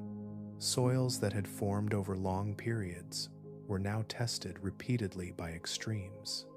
In some regions, heavy rains overwhelmed the ability of land to absorb water. In others, extended dry spells left the ground exposed. Neither extreme favored long-term persistence. These stresses did not act alone, they layered.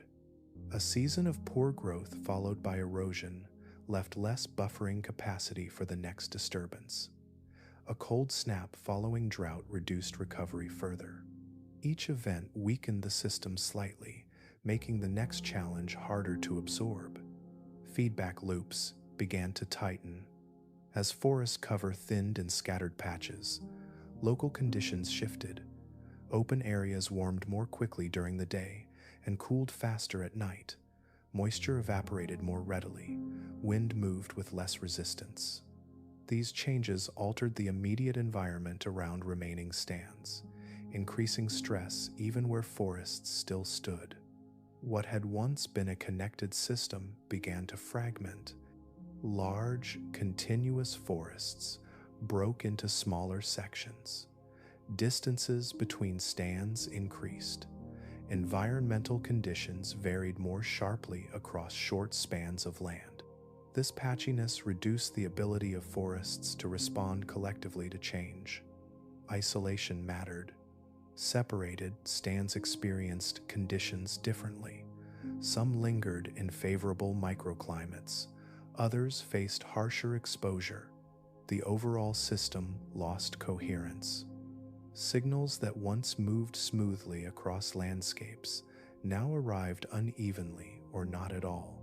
Carbon dynamics shifted subtly in response.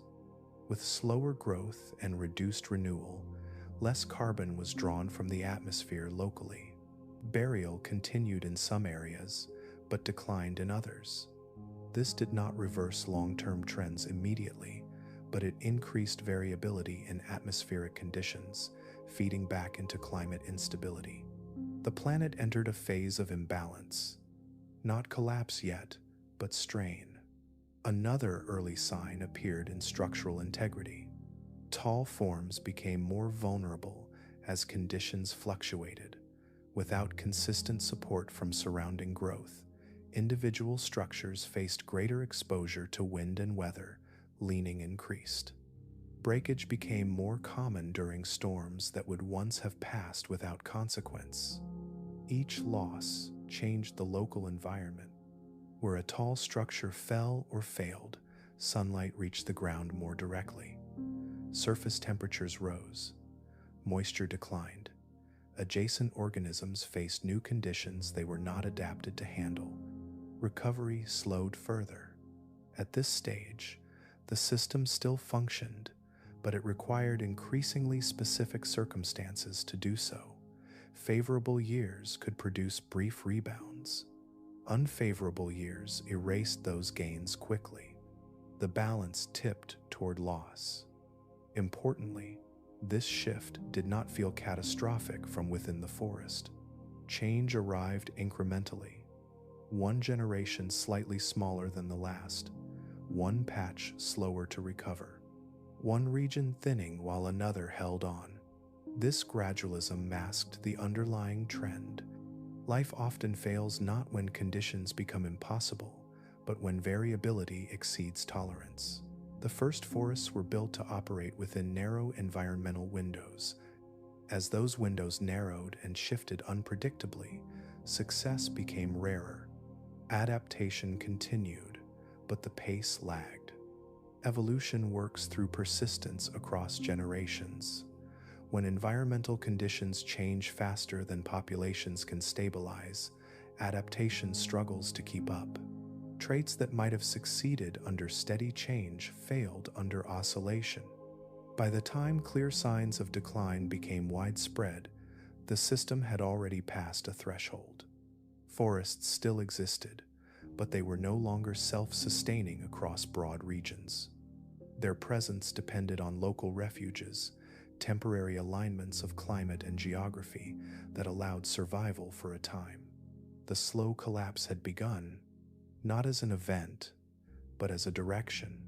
The land was changing again, responding to forces both geological and biological. The first forests had altered the planet profoundly, but the planet continued to move beneath them, adjusting its own rhythms in response. What followed would not erase their influence, but it would end their dominance. And the signs were already written quietly into the patterns of growth, stress, and variability spreading across the ancient land. The disappearance of Earth's first forests did not arrive with a clear edge. There was no single moment when the land crossed from forested to bare, no visible scar that marked an ending. Instead, the loss unfolded as a quiet thinning, a gradual retreat that spread unevenly across continents and time. What remained was absence. In places where tall structures once stood regularly, the record grows sparse. Layers of rock that once captured the outlines of upright forms stop doing so. Shapes that had been common become rare, then vanish. The land does not announce the change. It simply stops recording what is no longer there. The forests fade without spectacle. As conditions became less reliable, tall forms failed to replace themselves at the same rate. From a distance, landscapes still appeared occupied, but closer inspection would have revealed gaps widening between structures. Crowns no longer overlapped, spacing increased. Where height once defined the land, openness slowly returned. This shift did not move like a wave. Some regions held on to forest cover longer than others.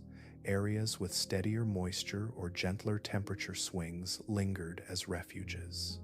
Elsewhere, exposure increased quickly. The extinction was not synchronized.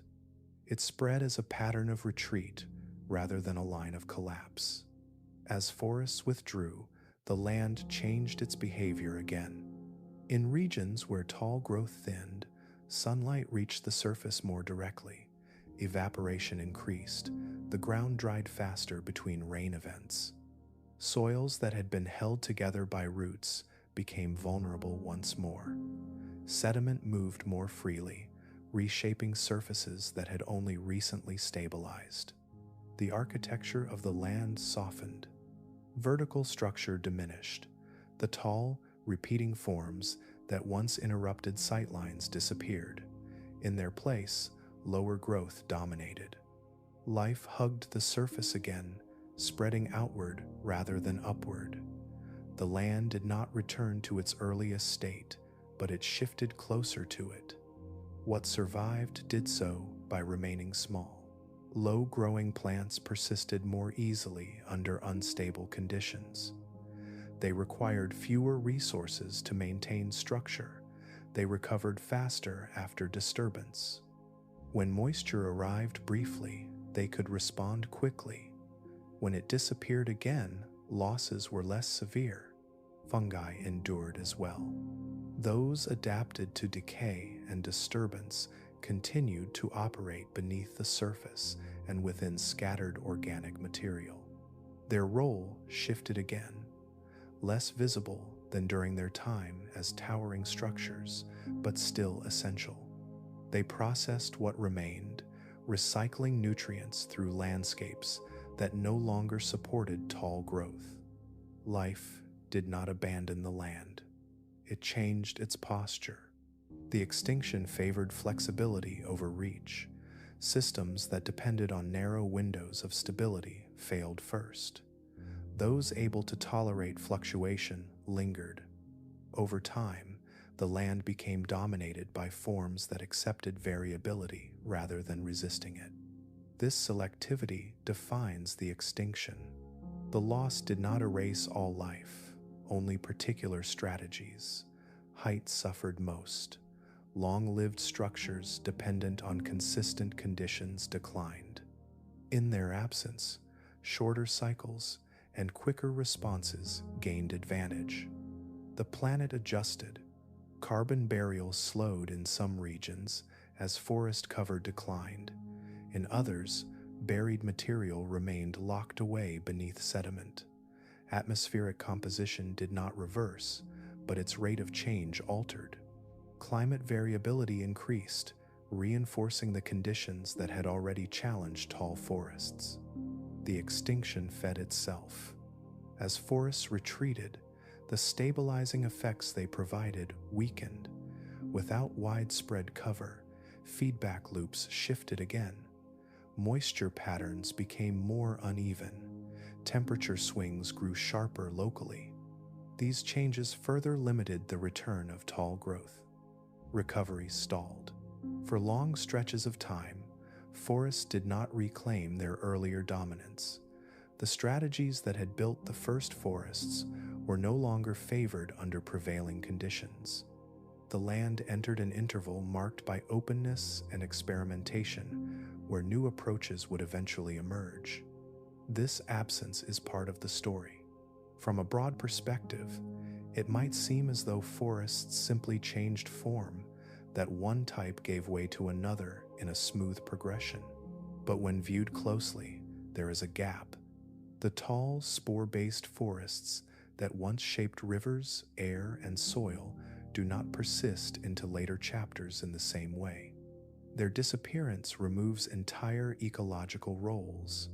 Processes that depended on height, dense repetition, and narrow environmental tolerance vanish with them. For a time, those roles remain unfilled. The land operates differently, not yet ready to support a new generation of tall forests built on different rules. This is why the extinction matters. It marks the first time forests rose to global influence and then failed to sustain themselves. It shows that planetary impact does not guarantee survival. Life changed the world, but the world continued to change beneath it.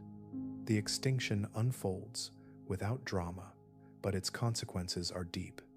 Soils retain traces of past rooting, but not the same intensity. Landscapes remember forests through altered chemistry and structure, even as visible forms fade. The planet carries forward a memory of what was tested and lost. What follows is not emptiness, it is pause. A long interval during which the land holds lessons written into its surface and subsurface. Height has been tried, dependence has been tested, fragility has been revealed. Life remains, but it waits. In that waiting, the future is already taking shape, guided as much by what disappeared as by what endured. After the first forests faded from the land, the planet did not hurry to fill the space they left behind. What followed was not a dramatic rebound, but a long interval of adjustment, shaped by patience more than ambition. The land opened. Where tall trunks had once stood close together, light spread across the ground again. Sunlight reached surfaces that had been shaded for generations. Wind passed more freely, no longer interrupted by dense vertical forms. Rain struck the surface with fewer obstacles, arriving in steady contact rather than filtered through height. Yet this was not a return to an ancient beginning. The ground remembered what had been there before. Thin soils still clung to slopes where roots had once broken rock and held sediment in place. Even where erosion increased again, it did not erase all structure. The land was altered permanently, softened and reshaped by its brief time under forest cover. Rivers adjusted without forgetting. Channels regained speed in some regions, but not everywhere. Sediment moved more readily, yet finer materials still settled where soils remained intact. Water no longer behaved as it had before forests ever existed. Its pathways carried the imprint of rooted ground, even as roots disappeared. Into this unsettled landscape, life did not rush upward again. Instead, it spread outward. New plant groups moved cautiously into open spaces. They were not tall, and they did not seek height. They grew close to the ground, forming mats, clusters, and low stands that hugged the surface. Their bodies were flexible, built to survive exposure rather than resist it. These plants lived with uncertainty rather than against it. They grew quickly when conditions allowed and retreated just as easily when conditions shifted. Many reproduced rapidly, sending out new growth whenever moisture and temperature briefly aligned. They did not depend on long, stable seasons. They took advantage of moments. In doing so, they performed an essential task. They protected the land. Low-growing plants slowed erosion just enough to preserve fragile soils. Their presence reduced the loss of fine particles that still held nutrients from earlier forest life. Water lingered slightly longer at the surface. The ground gained time to recover between disturbances. This stabilization mattered. Without it, the land might have lost much of what forests had built. Instead, these smaller forms acted as caretakers, maintaining structure without demanding too much from the environment. They did not reshape continents, but they prevented collapse from becoming erasure. The landscape became patchy. Some areas supported continuous plant cover, others remained bare for long stretches, Wet regions hosted denser growth, while dry slopes stayed open. This unevenness reduced risk. A single storm or dry spell no longer threatened everything at once. Diversity began to spread. Instead of one dominant form controlling vast regions, many different strategies coexisted. Plants competed locally, replaced one another, and sometimes failed, but the system as a whole became more flexible. Loss in one place did not echo as strongly across entire continents. This was recovery without ambition. The land was not trying to rebuild forests. It was learning how to remain intact under changing conditions. Each small success strengthened the foundation for whatever might come next. Fungi and microbes continued their quiet work. Beneath the surface, decay and nutrient cycling persisted. Organic material, though less abundant than during the forest peak, still entered the soil. Chemical exchanges continued between rock and biology. These processes did not pause simply because tall structures had vanished. They refined. Soils deepened slowly where plant cover persisted. Nutrient availability stabilized. Microenvironments formed, allowing plants to specialize. Some favored moisture retention, others tolerated exposure. Each adjustment expanded what was possible. The absence of tall canopies changed selection pressures. With sunlight reaching the ground directly, plants that tolerated brightness gained advantage. Growth forms that spread sideways rather than upward succeeded more often. Branching patterns shifted. Efficiency mattered more than reach. The land itself guided these changes. Slopes eroded where plant cover failed, reinforcing boundaries between hospitable and hostile zones. Floodplains accumulated material where vegetation slowed water. Each surface became a test, rewarding some strategies and rejecting others. Time passed quietly. Millions of years unfolded without forests reclaiming their earlier dominance. During this interval, plants experimented steadily. Transport systems improved, structural tissues strengthened. Reproductive timing became more reliable. None of these changes announced themselves. They accumulated gradually, like layers in soil. The open landscapes that followed the first forest extinction were not empty or stagnant. They were active, adaptive, and instructive. Every failure left behind information written into survival and absence. Traits that demanded too much stability disappeared quickly. Traits that tolerated variation lingered. The land became a record of what worked under uncertainty. This was preparation disguised as pause. The first forests had risen quickly and changed the planet, but they had arrived before many safeguards existed. What followed their fall was not retreat, but recalibration. Life slowed its reach and focused on endurance. The planet responded in kind. Climate patterns settled into new rhythms. Extremes still occurred, but their effects were distributed across more resilient systems. The ground absorbed shock better. Water moved with slightly more restraint. The air continued to change, shaped by biology even in the absence of towering forms. Nothing here was wasted. Every small plant that stabilized soil contributed to future possibility. Every microbial process that enriched ground expanded the range of what life could attempt later. The land became less fragile, one quiet interaction at a time. Forests would return someday, but not yet.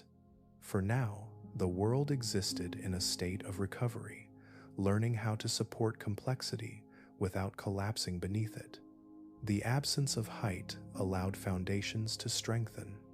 The absence of dominance allowed diversity to grow. After the forests fell, Earth did not rebuild them. It rebuilt itself.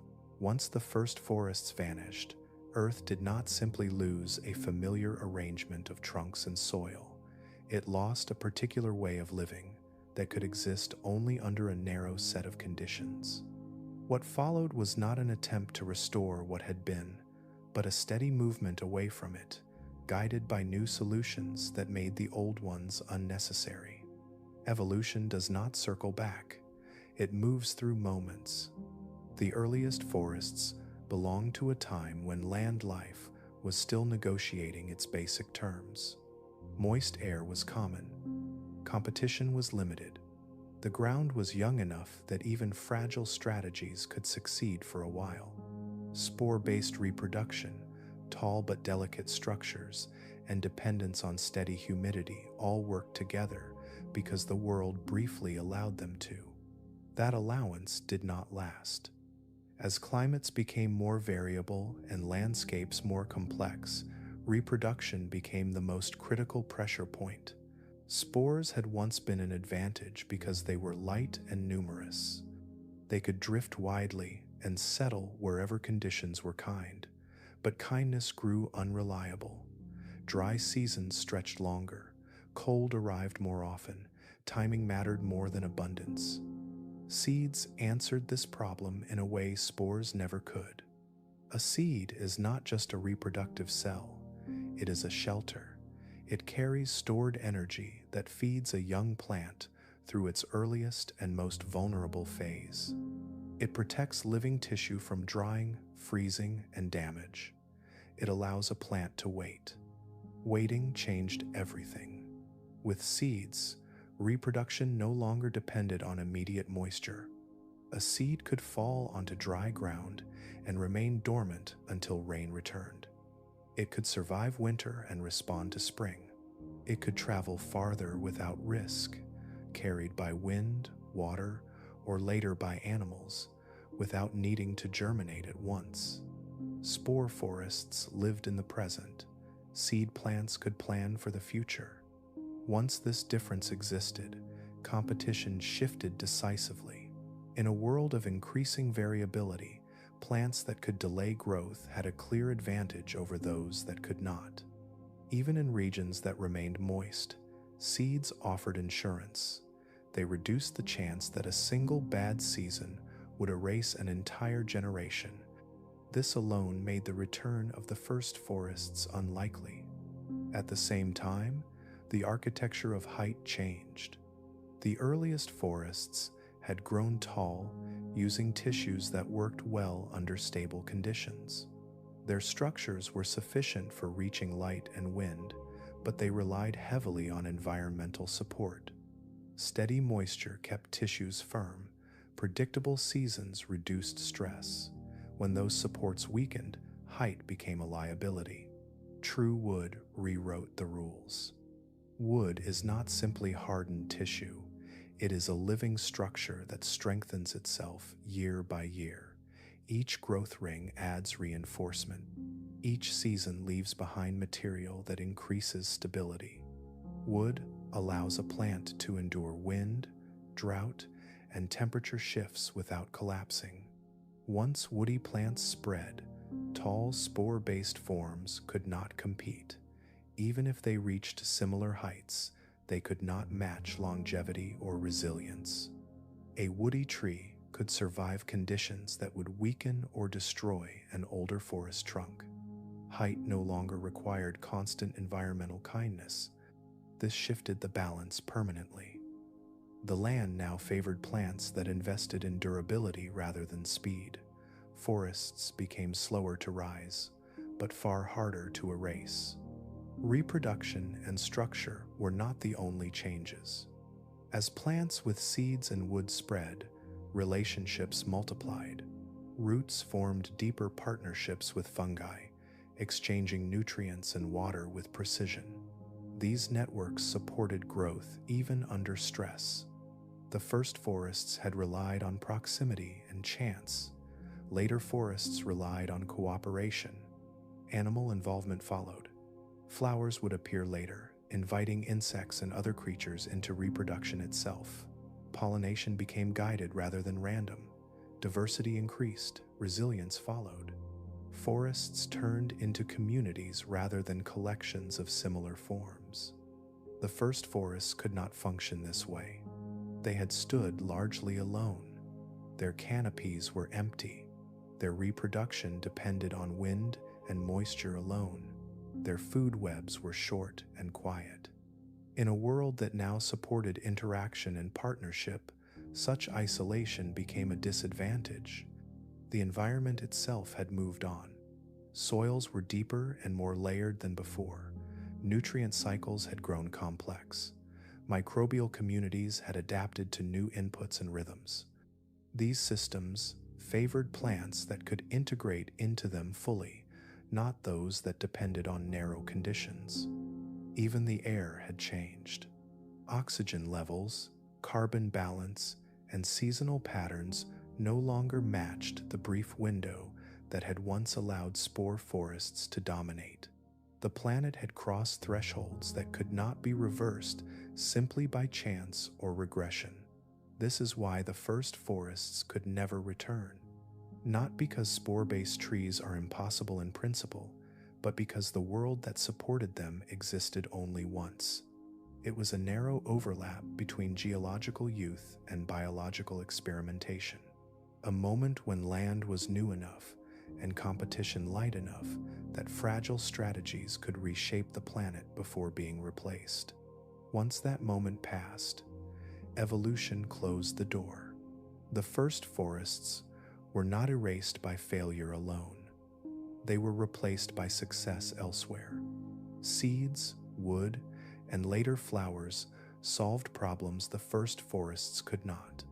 They allowed life to persist through variability rather than depend on stability.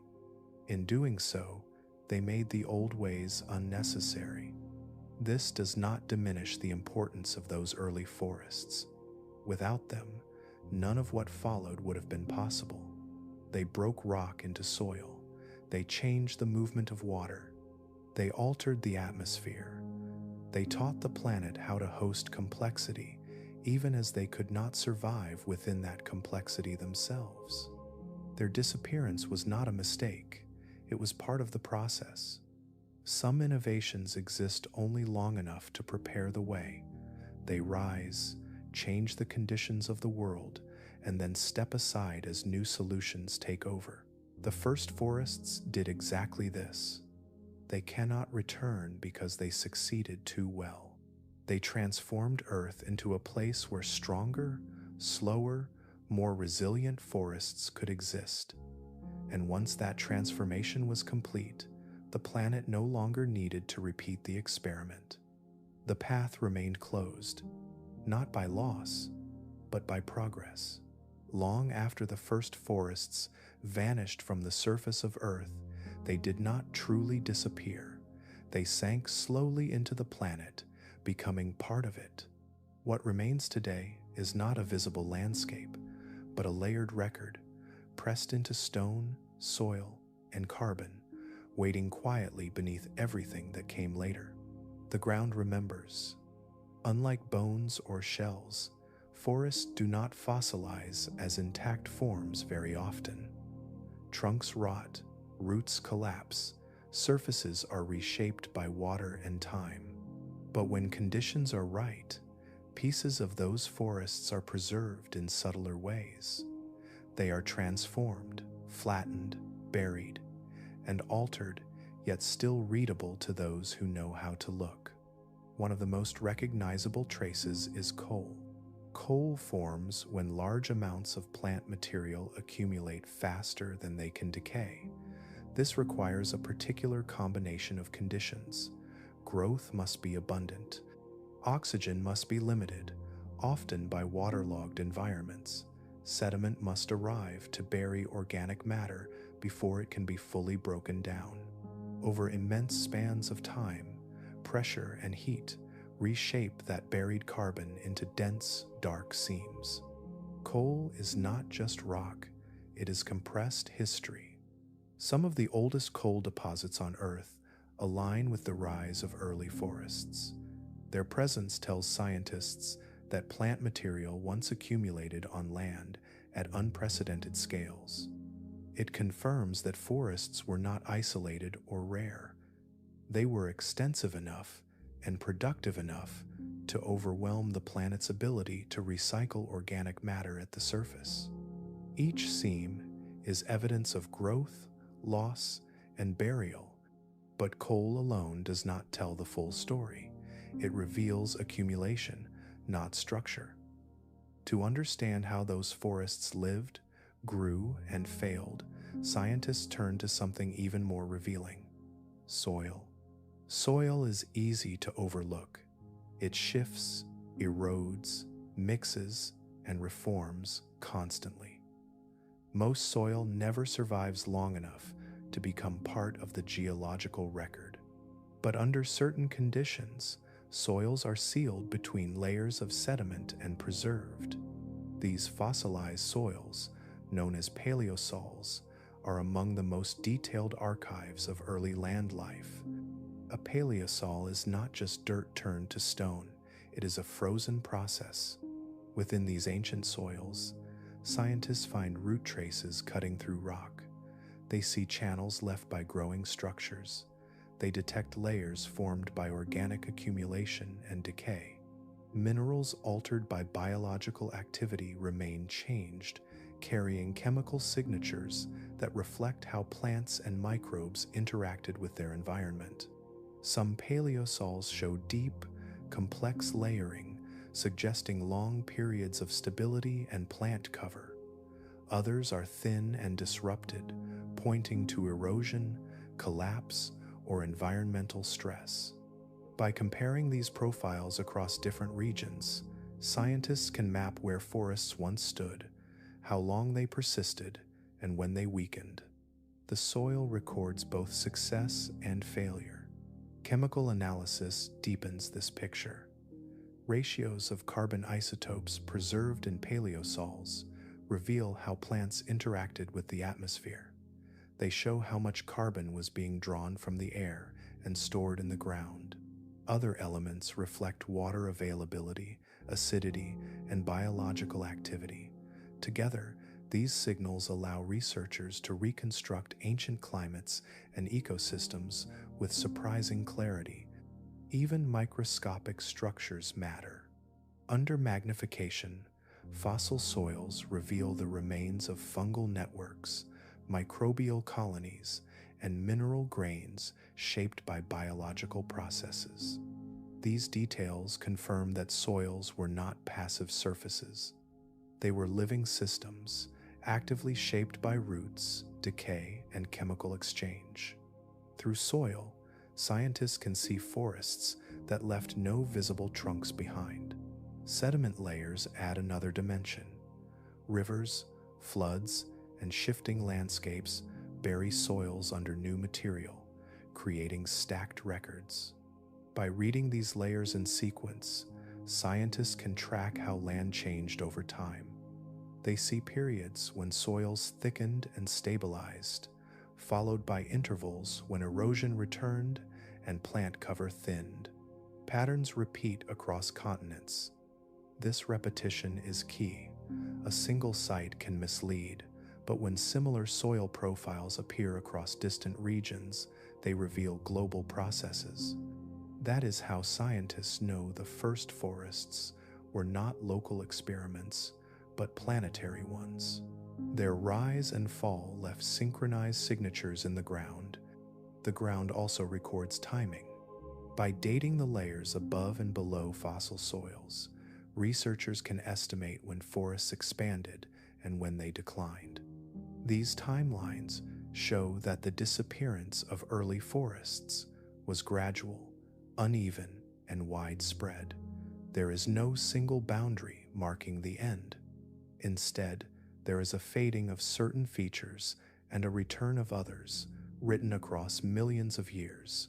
Coal seems thin and thickened through these layers, reflecting changes in productivity and preservation. In some regions, coal formation stops altogether for long periods, indicating that forests no longer produced or retained enough organic material to overwhelm decay. Elsewhere, coal continues, showing refuges where conditions remained favorable.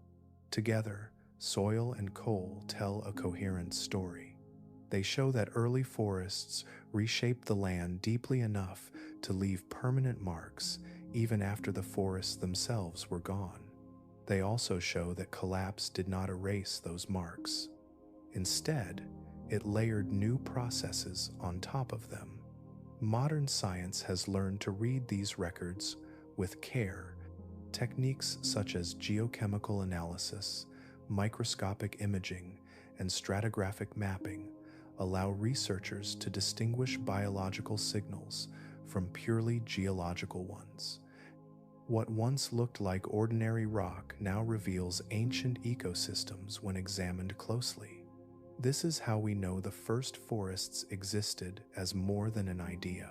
Their presence is confirmed not by imagination, but by altered minerals, buried carbon, and soils that no longer behave like bare rock. Their absence is confirmed by the sudden loss of those same features in younger layers. The land keeps score. Even today, landscapes shaped by early roots influence how water flows, how soils form, and how ecosystems develop. The memory of those forests persists beneath everything that followed, quiet but durable. Earth does not forget easily. It stores its past in layers, waiting for curiosity and patience to bring those stories back into view. The first forests never shared the land with dinosaurs. They belonged to a much earlier chapter of Earth's history, separated by immense stretches of time. Seas advanced and retreated.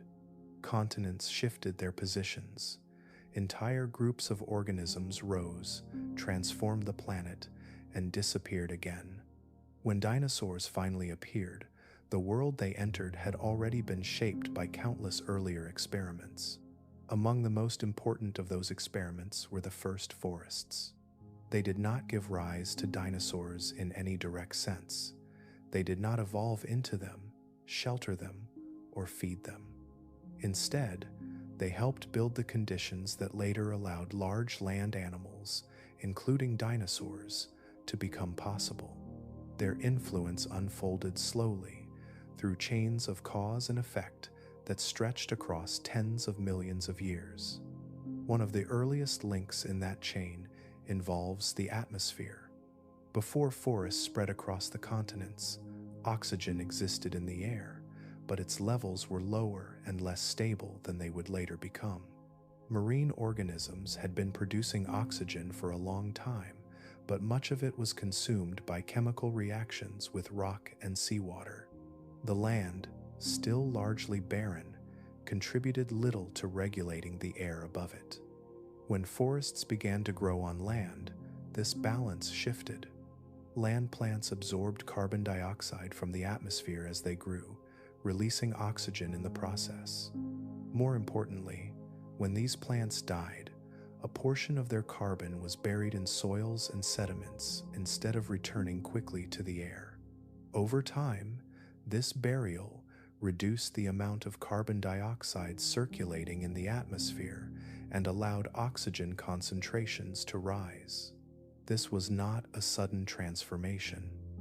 It happened gradually, generation by generation, as forests expanded, struggled, collapsed, and reformed in different places.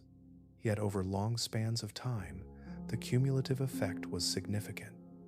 The atmosphere became richer in oxygen than it had been before extensive land vegetation existed. Oxygen matters because it supports energy. Cells use oxygen to release energy from food. Higher oxygen availability allows organisms to sustain greater activity, develop more complex tissues, and, eventually, grow larger bodies. In environments where oxygen is scarce, size becomes a constraint. Where oxygen is more abundant, that constraint loosens. The first forests did not create large animals, but they helped raise the energetic ceiling under which large animals could later evolve. Climate forms another connection. By drawing carbon dioxide out of the atmosphere and storing it in sediments, early forests contributed to long-term cooling trends. This cooling did not plunge Earth into ice, but it reduced extreme heat and gradually softened the most hostile conditions on land.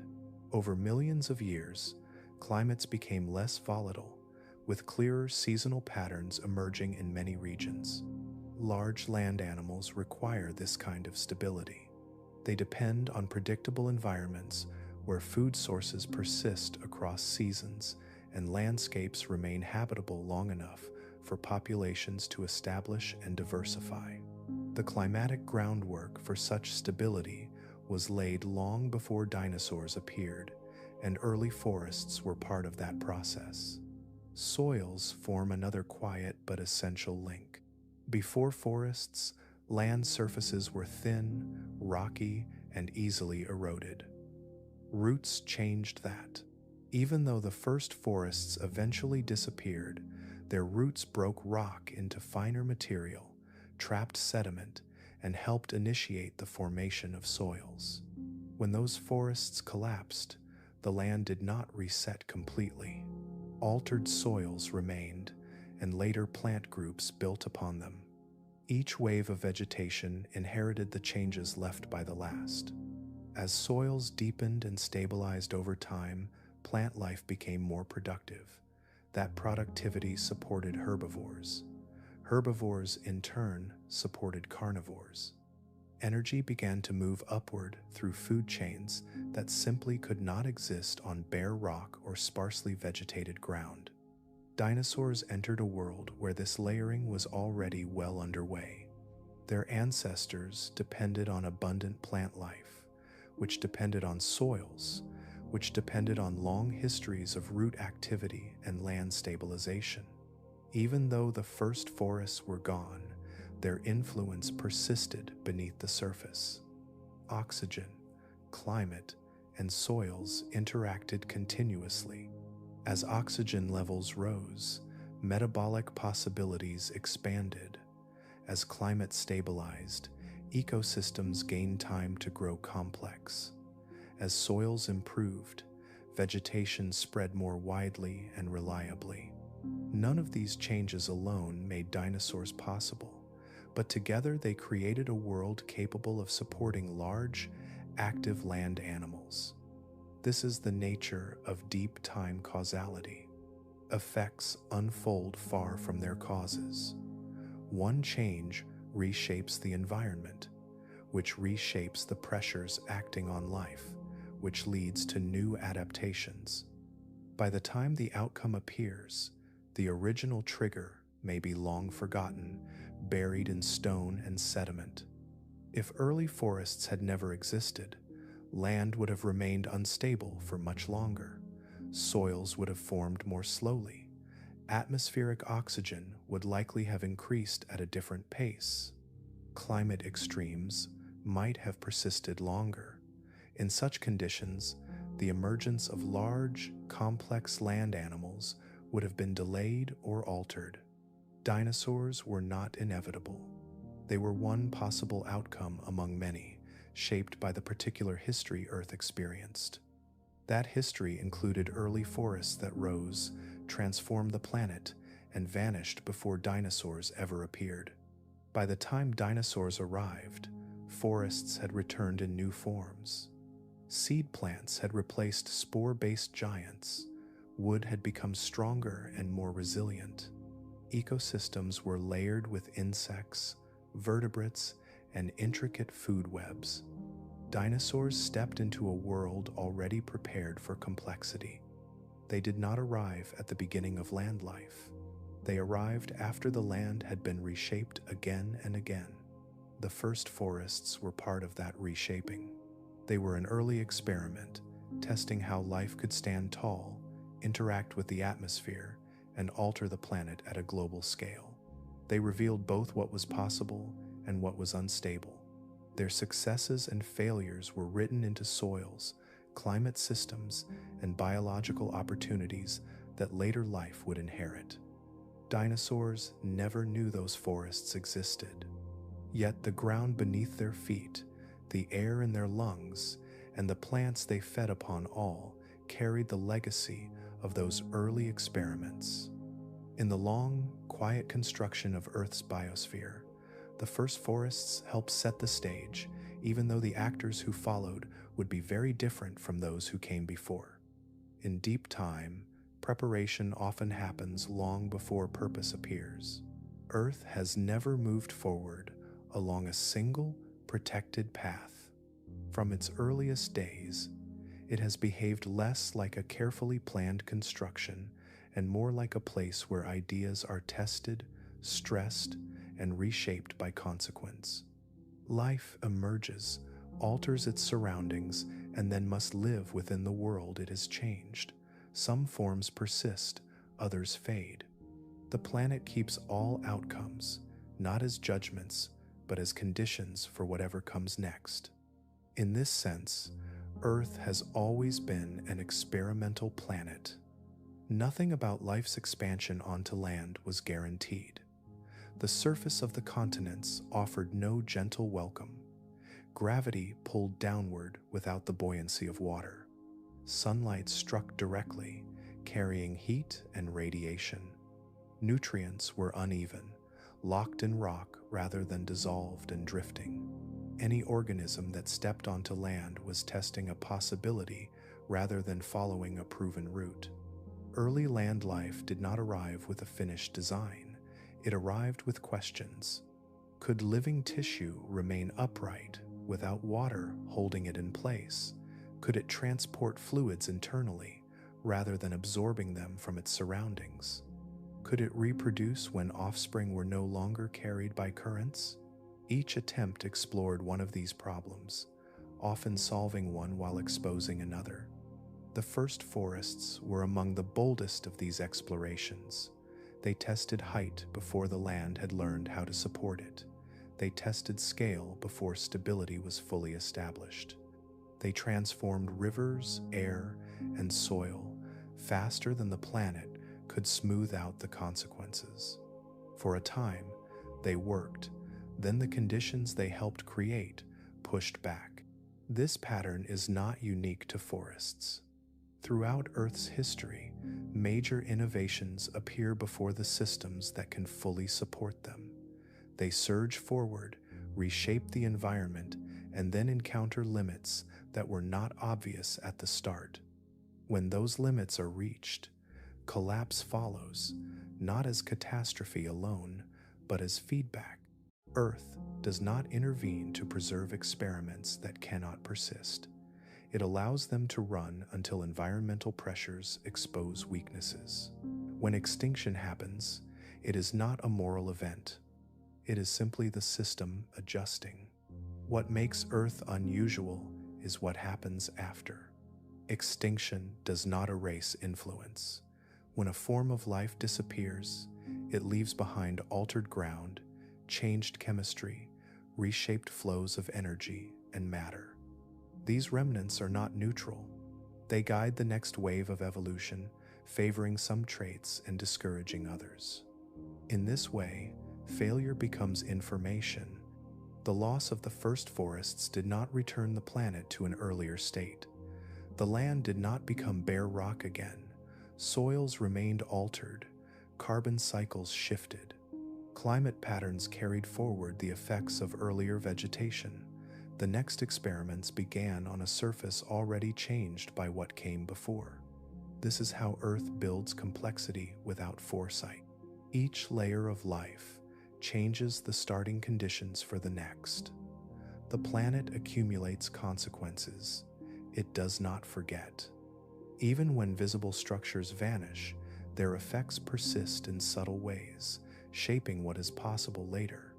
Seen from this perspective, extinction is not the opposite of creation. It is one of its mechanisms. If the first forests had persisted indefinitely in their fragile form, they might have limited the emergence of more resilient systems. Their collapse opened space, both physically and ecologically, for alternative strategies to develop. Height would return later, but paired with stronger materials. Reproduction would change, becoming more reliable under variable conditions. Interactions would multiply, creating networks that could absorb stress rather than amplify it. Earth refined its living systems by allowing them to fail. This refinement is not efficient in the short term. Vast numbers of organisms appear and vanish. Entire ecosystems rise and disappear. Yet over deep time, the outcome is a planet capable of supporting extraordinary diversity and complexity. The reason this works is feedback. Life alters the environment. The environment responds by changing which life can survive. Those survivors then alter the environment again. The cycle repeats. No single step is planned, but the accumulation produces structure. Earth is not just a backdrop for this process. It participates. Roots break rock and create soil. Soil alters water flow. Water flow reshapes landscapes. Landscapes influence climate. Climate feeds back into evolution. Each component responds to the others, creating a system where change is continuous and mutual. The first forests were among the earliest signs that this feedback could operate at a planetary scale. Their rise cooled the atmosphere. Their roots reshaped erosion. Their collapse shifted climate variability again. At no point did the system stop adjusting. From this vantage, Earth does not appear wasteful. It appears iterative. Many attempts are discarded, but nothing is lost entirely. Each attempt leaves behind constraints and opportunities. Future life must navigate those conditions, whether they are favorable or not. This is why Earth's history feels layered rather than linear. Past worlds do not vanish cleanly. They remain embedded beneath the present, influencing it quietly. Even today, the planet continues to behave this way. Ecosystems shift as climates change. Species expand, contract, or disappear. New relationships form. Old ones dissolve. The experimental process has not ended. It has simply reached a new configuration. What distinguishes Earth is not that life succeeds without interruption. It is that interruption becomes part of the process. Creation and extinction are not opposing forces here. They are linked steps in a single system, one generating variation, the other filtering it. Together, they drive the planet forward, not toward a predetermined goal, but toward increasing interaction and complexity. The first forests were one chapter in this ongoing experiment. They asked whether life could rise tall on land and reshape the planet in doing so. The answer was complex. Yes, but not yet in a stable way. That answer did not close the book. It informed the next attempt. Earth moved on, carrying that information forward. And as the planet continues to test new arrangements of life and environment, it does so on a foundation built from countless earlier trials, many of which no longer exist in visible form, but remain present in the structure of the world itself. When you walk across a modern landscape, it is easy to believe you are moving across something finished. The ground feels firm beneath your feet. Hills rise where you expect them to. Forests, fields, and rivers appear settled, as if they have always been arranged this way. Yet the earth you see is only the uppermost layer of a much deeper structure. Beneath the familiar surface lies another world, older and quieter, one that never fully disappeared. Modern landscapes are built on ancient ones. The surface of the planet is not a single sheet of ground, but a stack of histories. Each layer records a different chapter of life and environment, pressed together by time. The soil that supports today's trees rests on sediments laid down by earlier rivers. Beneath those sediments are fossil soils shaped by roots that no longer exist. Deeper still are rocks altered by atmospheres and climates unlike any we know. Nothing stands alone. When forests grow today, their roots do not enter untouched ground. They descend into material already shaped by previous life. Minerals were freed long ago by ancient roots and microbes. Carbon was mixed into soils by forests that rose and fell before animals ever walked beneath canopies. Water pathways through the ground were guided and redirected by vegetation that vanished hundreds of millions of years ago. Modern ecosystems inherit this groundwork without knowing it. One of the clearest links between vanished worlds and the present is energy itself. Much of the power that built modern societies did not originate in our time. It began as sunlight falling on forests that no longer exist. That sunlight was captured through photosynthesis, stored in plant tissues, and later buried beneath sediment as those forests collapsed and were covered. Over immense spans of time, pressure and heat transformed that buried plant matter into coal. Coal is not simply a fuel, it is a record. Each seam marks a place where organic material accumulated faster than decay could return it to the atmosphere. Waterlogged ground slowed decomposition. Sediment sealed the remains. Carbon was locked away, concentrated, and preserved. What is mined today is the compressed residue of those processes. When coal is burned, the energy released is ancient. It is sunlight that once filtered through unfamiliar canopies and illuminated landscapes no human eye would recognize. That energy now lights streets, powers machines, and drives industries. The modern world is partially built on the stored productivity of forests that vanished long before the first dinosaurs appeared. This connection is easy to overlook because coal no longer resembles wood or leaves. It looks like stone, yet chemically, it is arranged carbon, shaped by life. Its existence tells us that ancient forests were not only widespread, but productive enough to overwhelm decay and alter the global carbon cycle. Energy is only one way the past persists beneath the present. The ground itself carries memory. Fossil soils lie buried beneath modern ones, preserving the structure of ancient root systems and the chemical traces of long-gone ecosystems. These paleosols influence how modern soils behave. They affect drainage, nutrient availability, and even how landscapes respond to erosion. In some regions, modern rivers follow paths first stabilized by vegetation that no longer exists. Floodplains remain where roots once slowed water and encouraged sediment to settle.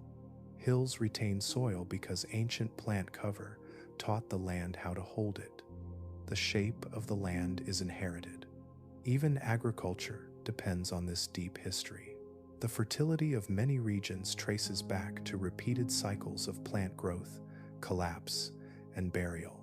Nutrients were concentrated over time, redistributed by water, and retained by soils shaped by long-vanished ecosystems.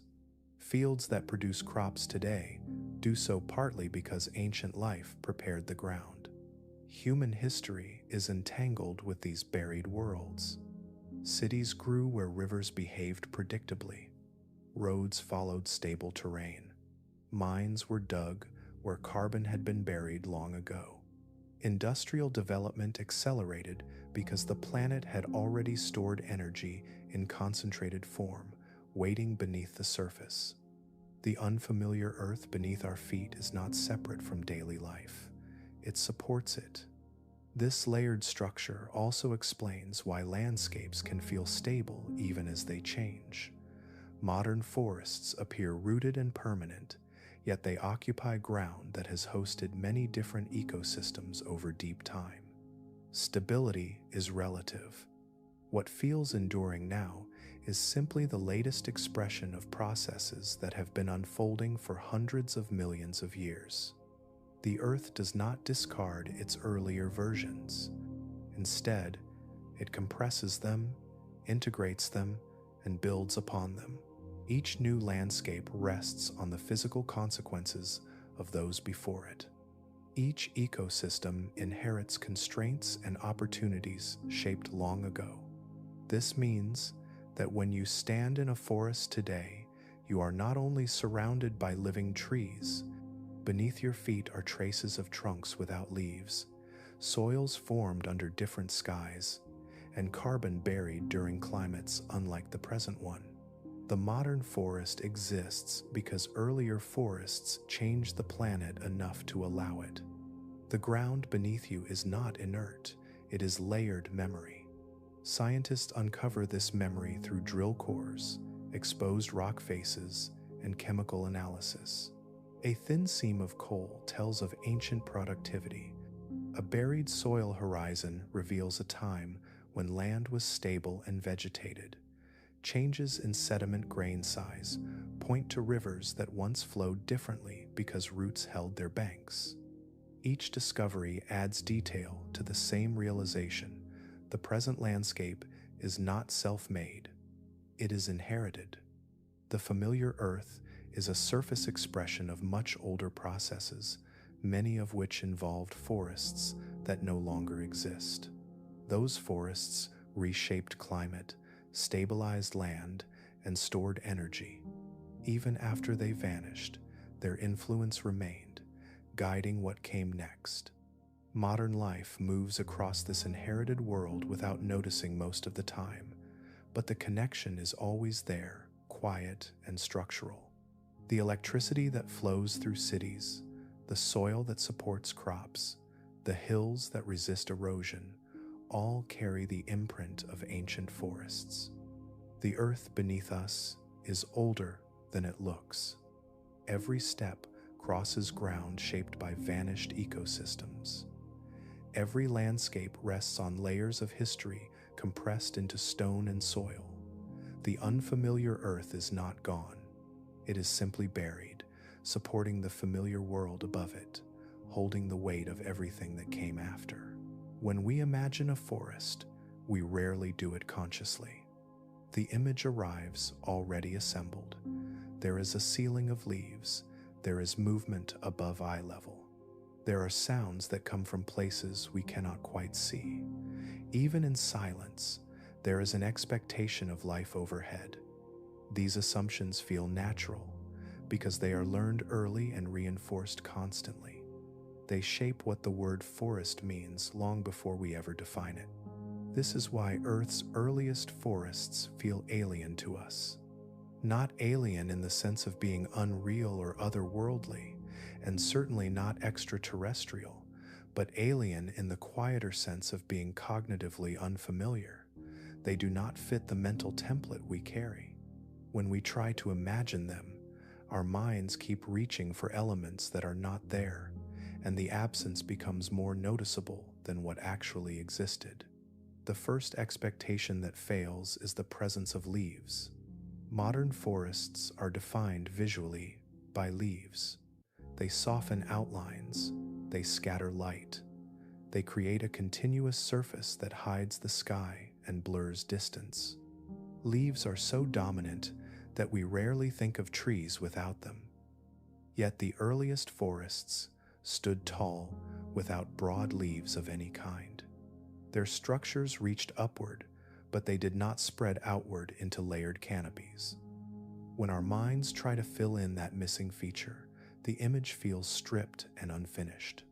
Closely tied to this is the absence of flowers. Flowers are not just decorative to us, they are signals. Color, shape, and timing tell us that a forest is active, seasonal, and responsive. They mark time, they suggest abundance. Without flowers, the forest does not communicate in ways we recognize. There are no bursts of color, no cues of change, no obvious cycles written into the vegetation. Seeds are missing as well. We are accustomed to seeing reproduction as intentional and protected. Fruits fall, nuts wait. Seeds endure poor conditions and respond later. This gives us a sense of foresight built into the landscape. In the earliest forests, reproduction happened without this kind of buffering. It relied on dispersal rather than patience. When we imagine a forest where nothing waits, nothing stores energy for later, and nothing signals readiness, the system feels fragile, in a way we are not used to interpreting. Another powerful source of unfamiliarity is sound, or more precisely, the lack of expected sound. When we think of forests, we expect birds. Even people who live far from wilderness associate trees with calls, flutters, and sudden motion overhead. Birds are so strongly linked to forests in our minds that their absence feels like a mistake. Yet the earliest forests existed before birds, before flight filled the air, and before canopies became inhabited spaces. The forest structure existed without occupants. This violates one of our strongest ecological assumptions, that space is always filled once it becomes available. In modern ecosystems, vertical space is quickly occupied. If branches exist, something uses them. If height is available, life climbs into it. In the first forests, this had not yet happened. Plants rose upward, but animals did not follow, leaving a disconnect our minds struggle to reconcile.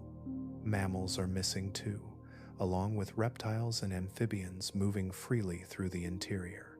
We are used to forests being watched spaces, places where something might be present just beyond our vision. That sense of awareness is learned. In the earliest forests, it would not have applied.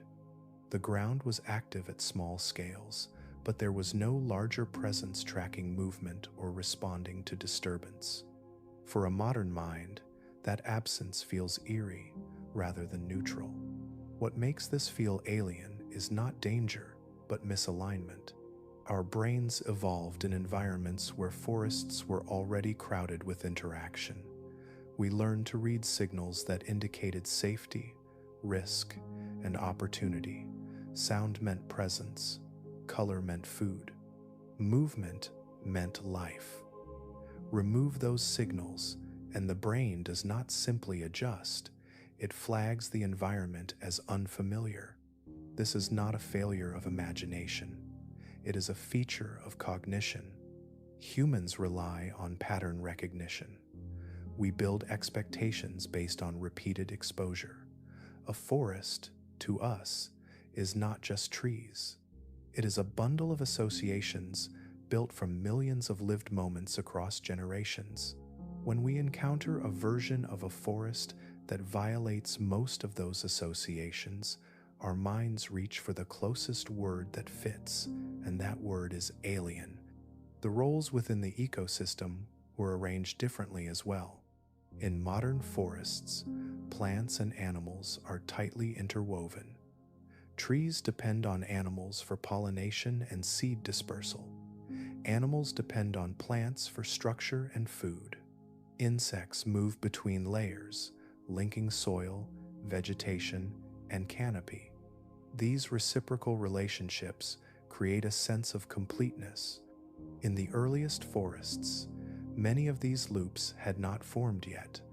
Plants dominated structure. Fungi and microbes managed decay.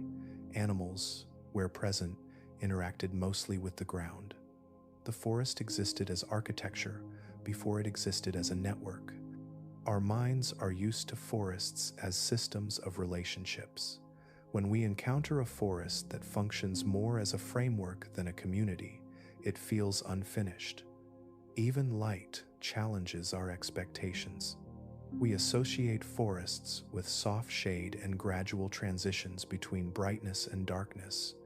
In the earliest forests, light would have behaved more abruptly, without leaves to diffuse it. Brightness and shadow would have existed side by side, without blending. Our visual systems, trained to find comfort in gradients, interpret sharp contrast as unnatural, even though it is physically ordinary. The air itself contributes to the unfamiliarity, not through spectacle, but through implication.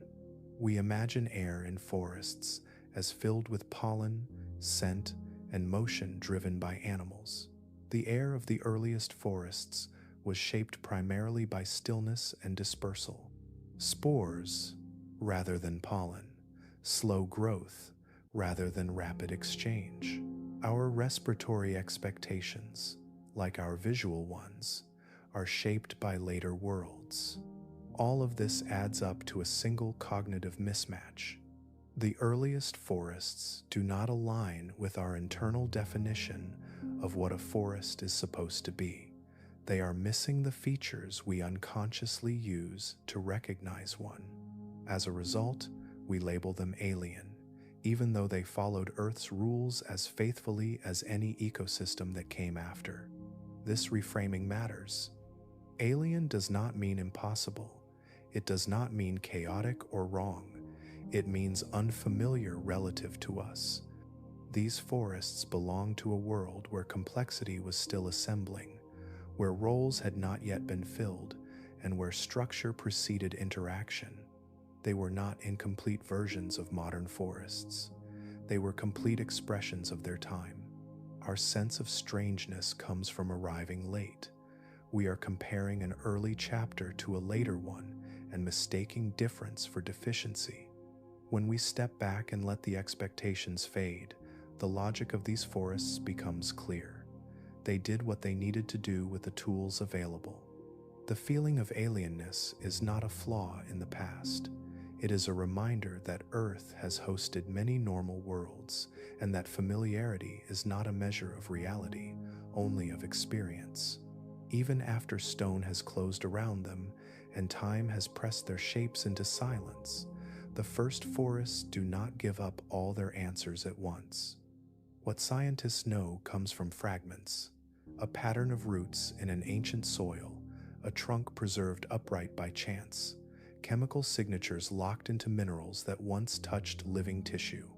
These pieces are enough to confirm that forests rose early on land, spread widely, and changed the planet, but they are not enough to settle every question. Around the edges of what is known, uncertainty remains, and that uncertainty is where debate lives. One of the most persistent questions is how these forests actually functioned as ecosystems. It is tempting to imagine them as simple, early versions of modern forests, but evidence suggests something more uneven. Scientists continue to debate how tightly packed these tall organisms were. Some fossil sites show wide spacing between trunks, with open ground and strong light penetration. Others suggest denser stands in regions where moisture was more reliable. This raises the possibility that there was no single forest form, but many variations shaped by local conditions. Climate, water availability, and geology would have mattered enormously. Low-lying floodplains may have supported thicker growth, while uplands remained sparse. Some regions may have hosted continuous stands for long periods, while others experienced frequent gaps and turnover. When scientists talk about the first forests, they may be grouping together ecosystems that looked similar in structure but behaved very differently in practice. Another open question is how energy moved through these systems.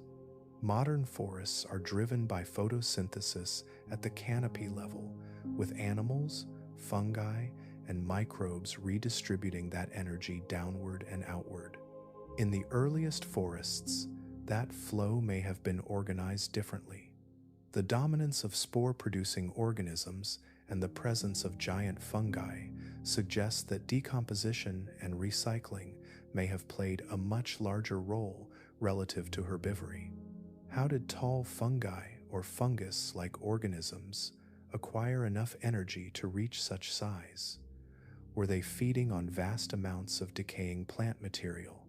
Were they tapping into symbiotic relationships with photosynthetic organisms? Did they rely on landscapes rich in organic debris created by frequent growth and collapse? These questions are still actively discussed because they change how scientists imagine early food webs on land. Closely tied to this is the question of relationships. Modern forests are built from dense networks of interaction. Roots partner with fungi, animals pollinate plants, insects recycle waste. In the first forests, many of these relationships either did not exist yet or existed in unfamiliar forms. Scientists debate how connected these early systems really were.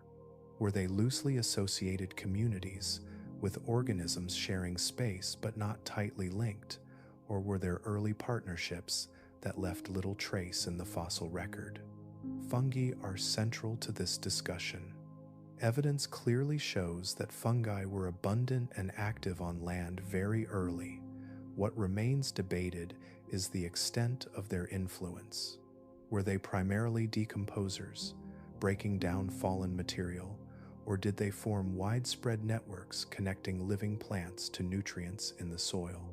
Some fossil evidence hints at early versions of root-associated fungi, but the details are difficult to resolve because these structures are delicate and rarely preserved. Distribution is another area of ongoing debate. Fossils show that early forests appeared across multiple continents, but not everywhere at once. Some regions show evidence of tall land life earlier than others. This staggered appearance raises questions about how forests spread. Did they expand outward from a few favorable regions, or did similar forms evolve independently in multiple places under similar conditions? The answer matters because it shapes how scientists think about resilience and collapse. If forests were globally interconnected, their decline might have been driven by large-scale environmental shifts. If they were more isolated, then local failures could have cascaded unevenly across the planet. Current evidence supports a patchwork model, but the boundaries of that patchwork are still being mapped. Preservation itself complicates nearly every conclusion. The fossil record does not preserve ecosystems evenly. Environments where sediment accumulated gently are overrepresented. Uplands, dry regions, and areas with active erosion often leave little trace. This creates a bias toward wetter landscapes, which may make early forests appear more uniform or more extensive than they actually were. Scientists are keenly aware of this problem. They debate how much of what we see reflects true abundance versus preservation opportunity. Were tall fungi and tree-like plants genuinely dominant, or are they simply easier to preserve than smaller, softer organisms? Did diverse communities exist that left almost no fossil record at all? These questions do not undermine what is known, they refine it. Prototaxites is often mentioned in this context, usually in a single breath, because its identity sparked long debate. Today, the discussion has moved beyond what it was and toward how it lived, how it fit into its environment, and how representative it was of broader systems. It serves as a reminder that even when classification becomes clearer, ecological roles can remain elusive. Timing remains another open area. Scientists agree on broad windows during which the first forests rose and fell, but the exact sequence varies by region. Some forests may have persisted longer in stable climates. Others may have collapsed earlier under stress. Understanding these timelines helps clarify whether environmental change drove biological collapse or whether biological change reshaped environments first. New methods continue to shift these conversations. Isotope analysis allows researchers to reconstruct ancient atmospheres and infer biological activity. High-resolution imaging reveals internal structures in fossils that were once impossible to see. Computer models test how early ecosystems might respond to different climate scenarios. Each tool adds detail, but also introduces new questions. This constant revision is not a sign of confusion. It is a sign of engagement.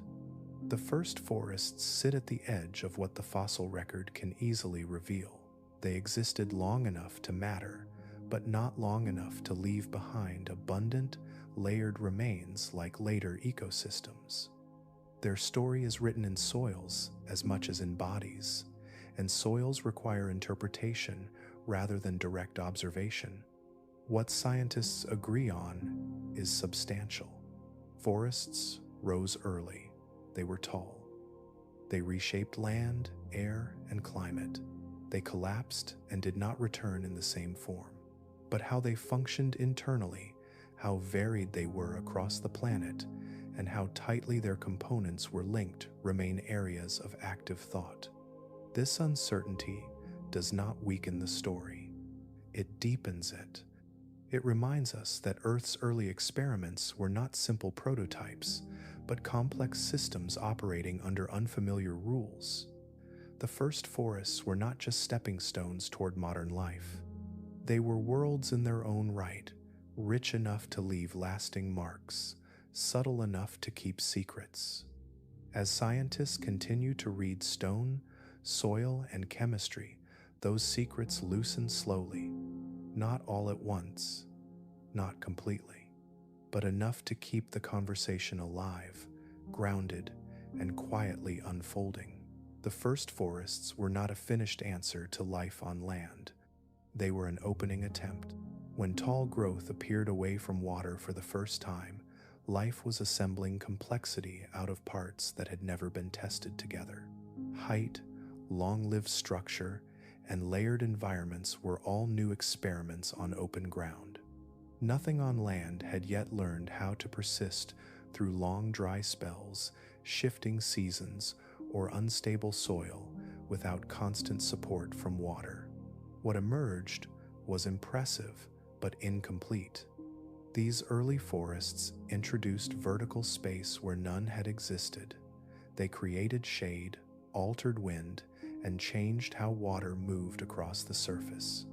They linked air, soil, and rock into a single living system. Compared to bare land or thin microbial cover, this was a dramatic leap in complexity. Yet that complexity rested on a narrow foundation. The systems that supported these forests lacked redundancy. Many landscapes were dominated by only a few successful forms. If one failed, there were few others ready to take its place. Later, forests would spread risk across many species and strategies.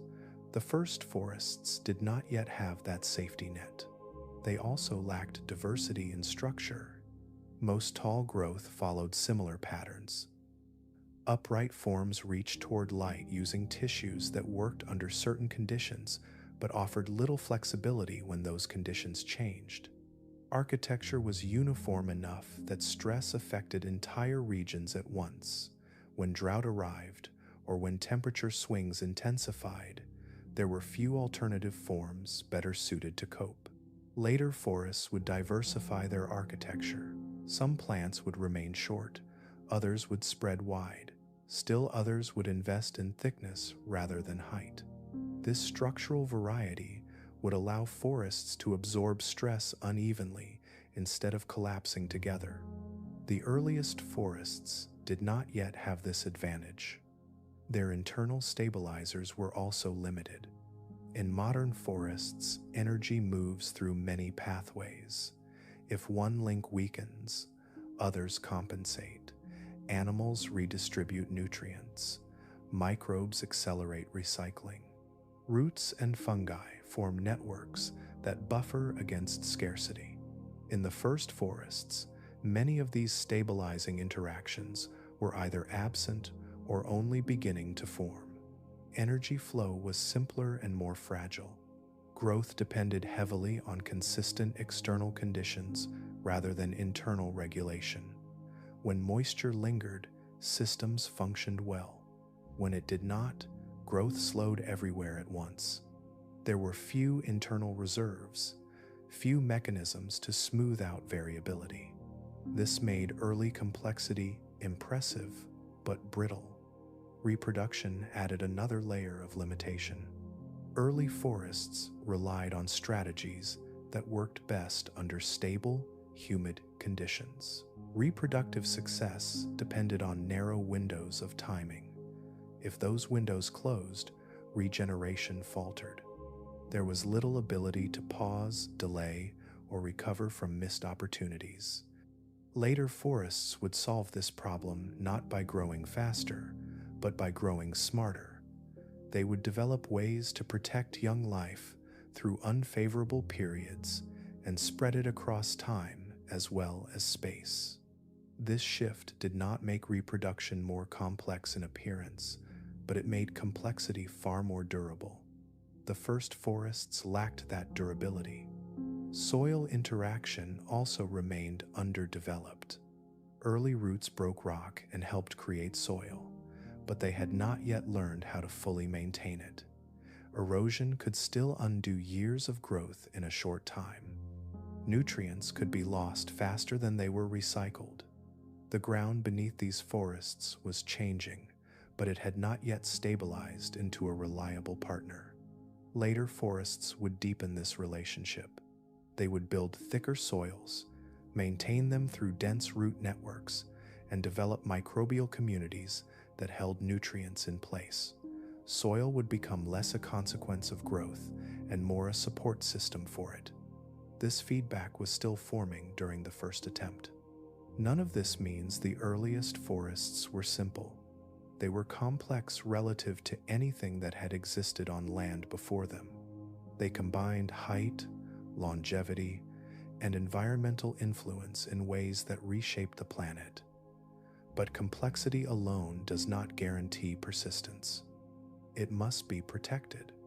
Later forests gained this protection through layered improvements rather than dramatic redesign.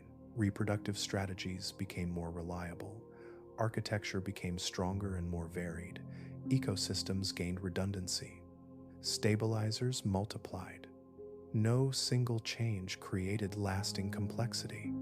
It was the accumulation that mattered. Earth learned this slowly.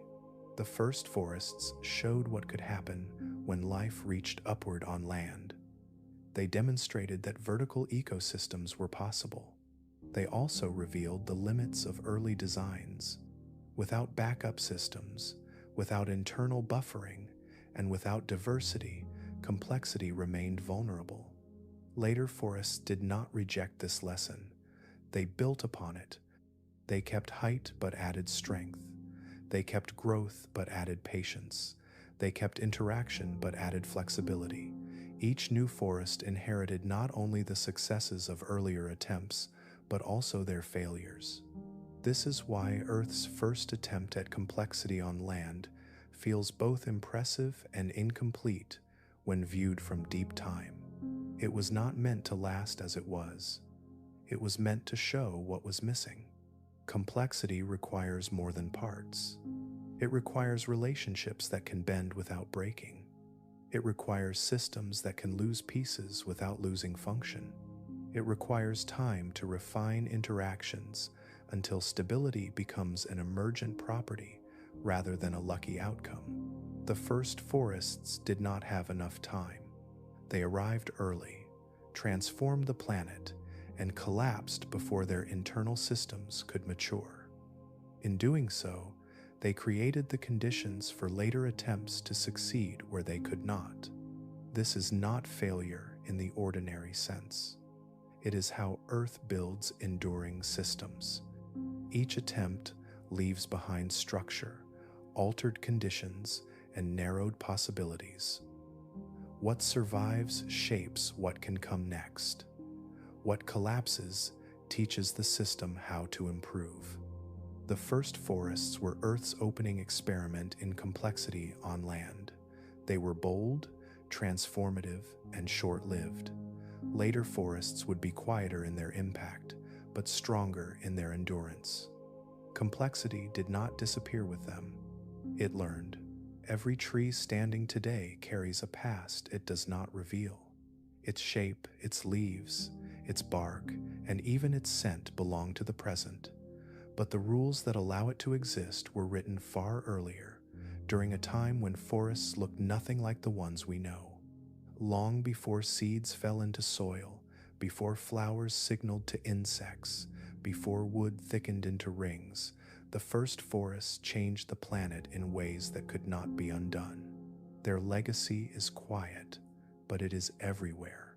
One of the deepest inheritances lies beneath the surface. in the behavior of roots. Before the first forests, land plants interacted with the ground only lightly. They clung to surfaces, spread across damp areas, and withdrew when conditions shifted. The ground itself remained mostly shaped by wind, rain, and chemical reactions that worked slowly and unevenly. When the earliest forest plants began pushing downward, the relationship changed. Roots entered cracks in stone, widened them through growth and pressure, and introduced water and organic acids into places that had rarely been touched by life. Rock began breaking from the inside rather than only from the surface. Fine particles accumulated, water lingered, nutrients stayed close instead of washing away. This was not a temporary experiment. Once the land learned how to be shaped from within, it never returned to its earlier state. Even when the first forests collapsed, the ground they altered remained different. Later, plants inherited a surface that could be held together, explored, and reused. Every modern root system follows pathways first opened during that ancient time. The idea that life could anchor itself deeply into land began there, and it became permanent. From roots came soil. Before forests, true soils were rare and fragile. They formed slowly and disappeared easily. The first forests began layering organic material into the ground, mixing it with mineral fragments created by root-driven weathering. Microbes and fungi flourished in these layers, accelerating chemical reactions and stabilizing nutrients. Soil stopped being a thin skin and became a system.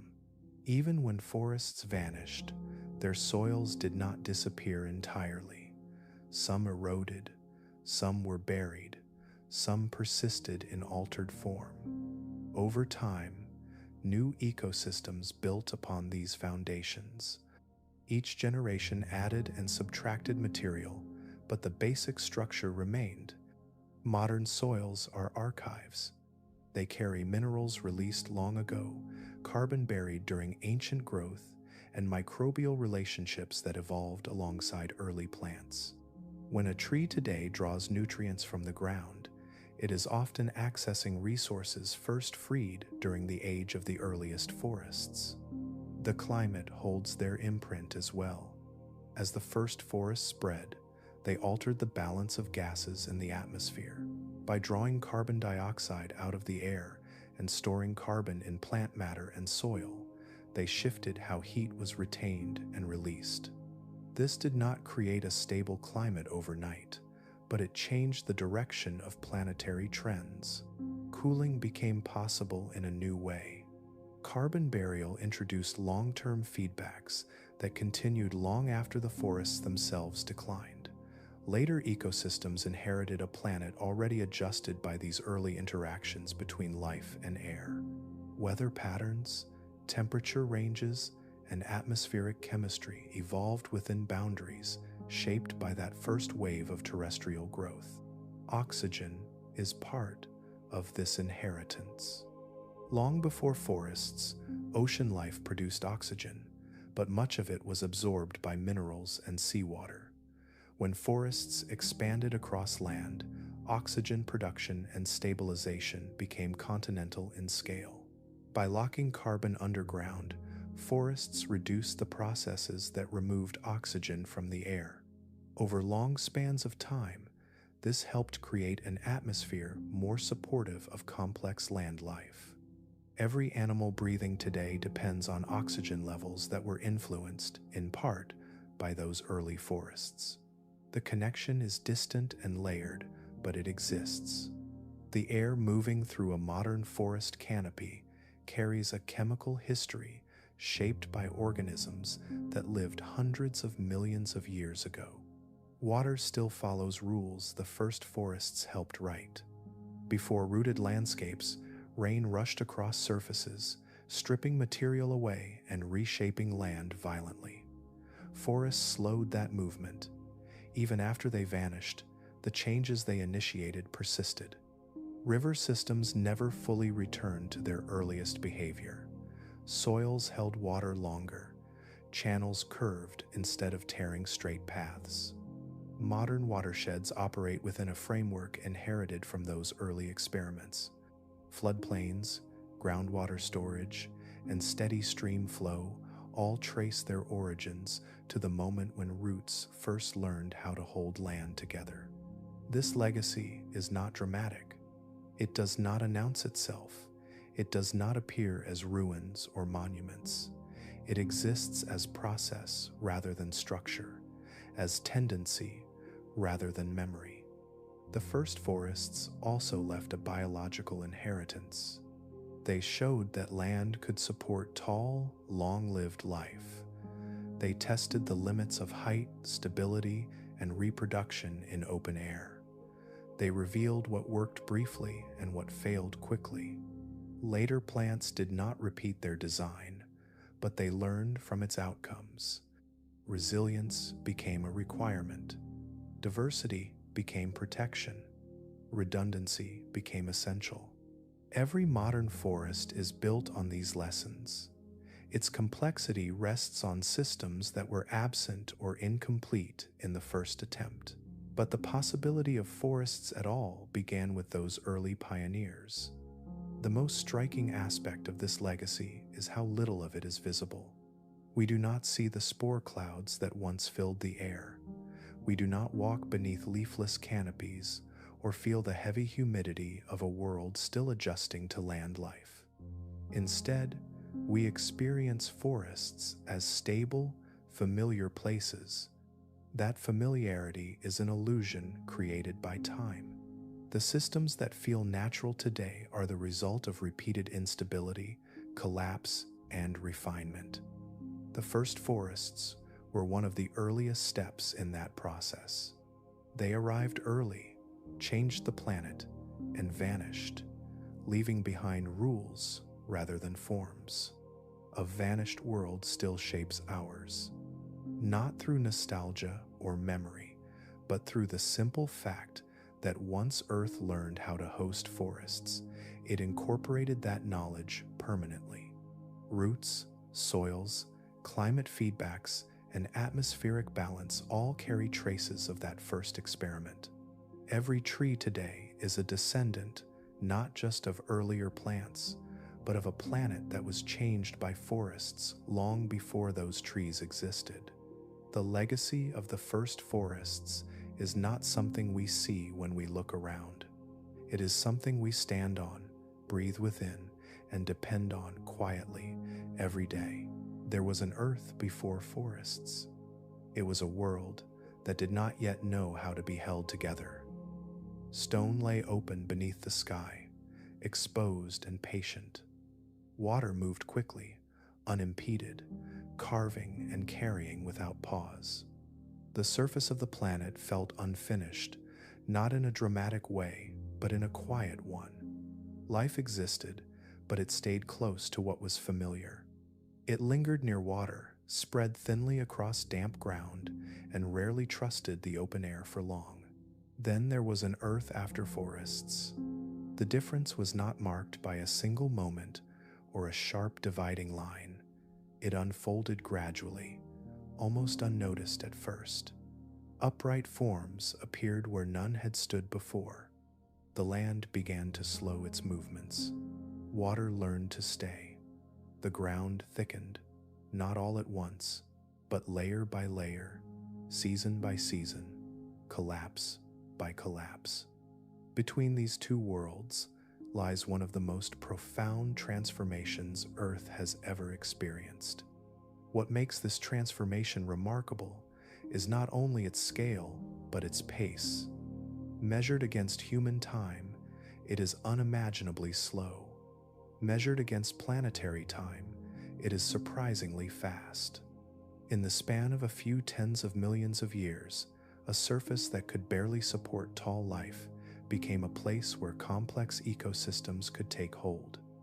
Thresholds were crossed that could not be crossed back. Once the planet learned how to host forests, even briefly, it carried that knowledge forward. Planets can change more quickly than they appear to. From where we stand now, Earth feels dependable. Forests rise and fall within familiar boundaries. Rivers return to their channels. Seasons follow one another in patterns that feel reassuring. It is easy to believe that this stability is the planet's natural state, that the world has always been roughly like this. Deep time tells a gentler but very different story. The stability we experience is temporary balance. It is the calm between shifts. The earth beneath us has passed through worlds with no forests at all, worlds with forests unlike anything alive today, and worlds where those forests vanished again. Atmospheres have thickened and thinned. Climates have warmed and cooled. Continents have rearranged themselves slowly but relentlessly. What feels permanent now is simply familiar. The arrival of forests marked a turning point not because it ended change, but because it changed the nature of change itself. The planet became more interactive. Life began shaping the surface in lasting ways, and the surface began responding to life in return. Feedback replaced simplicity. Cause and effect stretched across longer spans of time. After forests, Earth was no longer a place where land merely endured life. It became a place where land and life co-evolved. This does not mean the world became calm or predictable. The first forests themselves struggled. They altered conditions faster than they could adapt to them. They rose, reshaped the planet, and disappeared. Yet even in their absence, the world they left behind was different from the one that came before them. The afterstate did not mean finished. It meant changed. Our modern world rests within that afterstate. It carries the imprint of those early transformations in ways that feel ordinary now. Ground holds together. Water moves with memory. Air supports large, active bodies. These conditions feel natural because we have never known another version of the planet. But Earth has known many. Understanding this does not strip the world of its comfort. In many ways, it deepens it. There is something steadying in realizing that the planet has already endured forms of change far stranger than anything we recognize. It has hosted environments that would feel unlivable to us, and yet life persisted. Not unchanged, but continuous. The first forests offer a quiet reassurance. They remind us that even dramatic shifts can become foundations, that systems can fail without meaning the end of possibility, that the world can move through instability and emerge with greater capacity than before. When we walk through a modern forest, we are walking through the long aftermath of experimentation. The calmness we associate with trees, with filtered light and slowed sound, is not an original feature of the planet.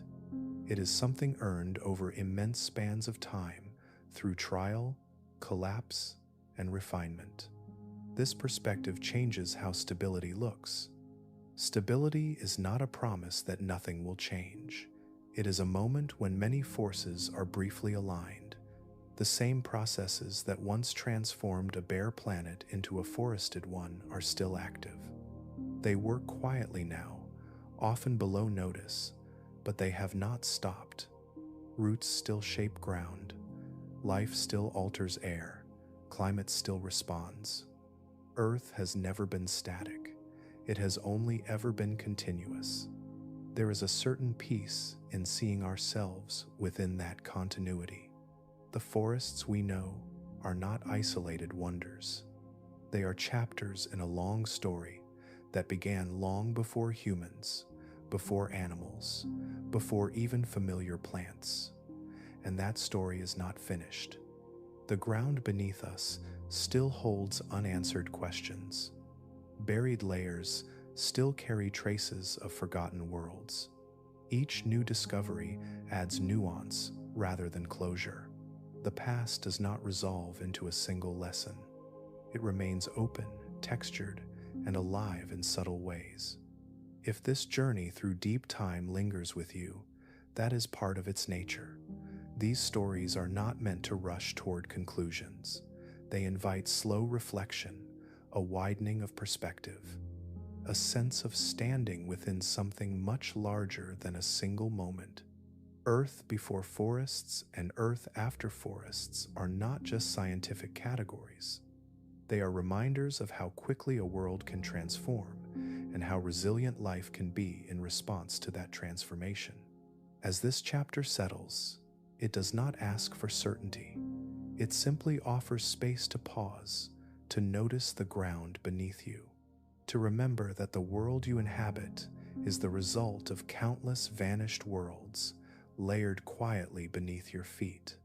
And if you choose to keep wandering through deep time, to keep asking gentle questions about how this planet became what it is, there will always be more stories waiting just below the surface, patient as stone and just as enduring.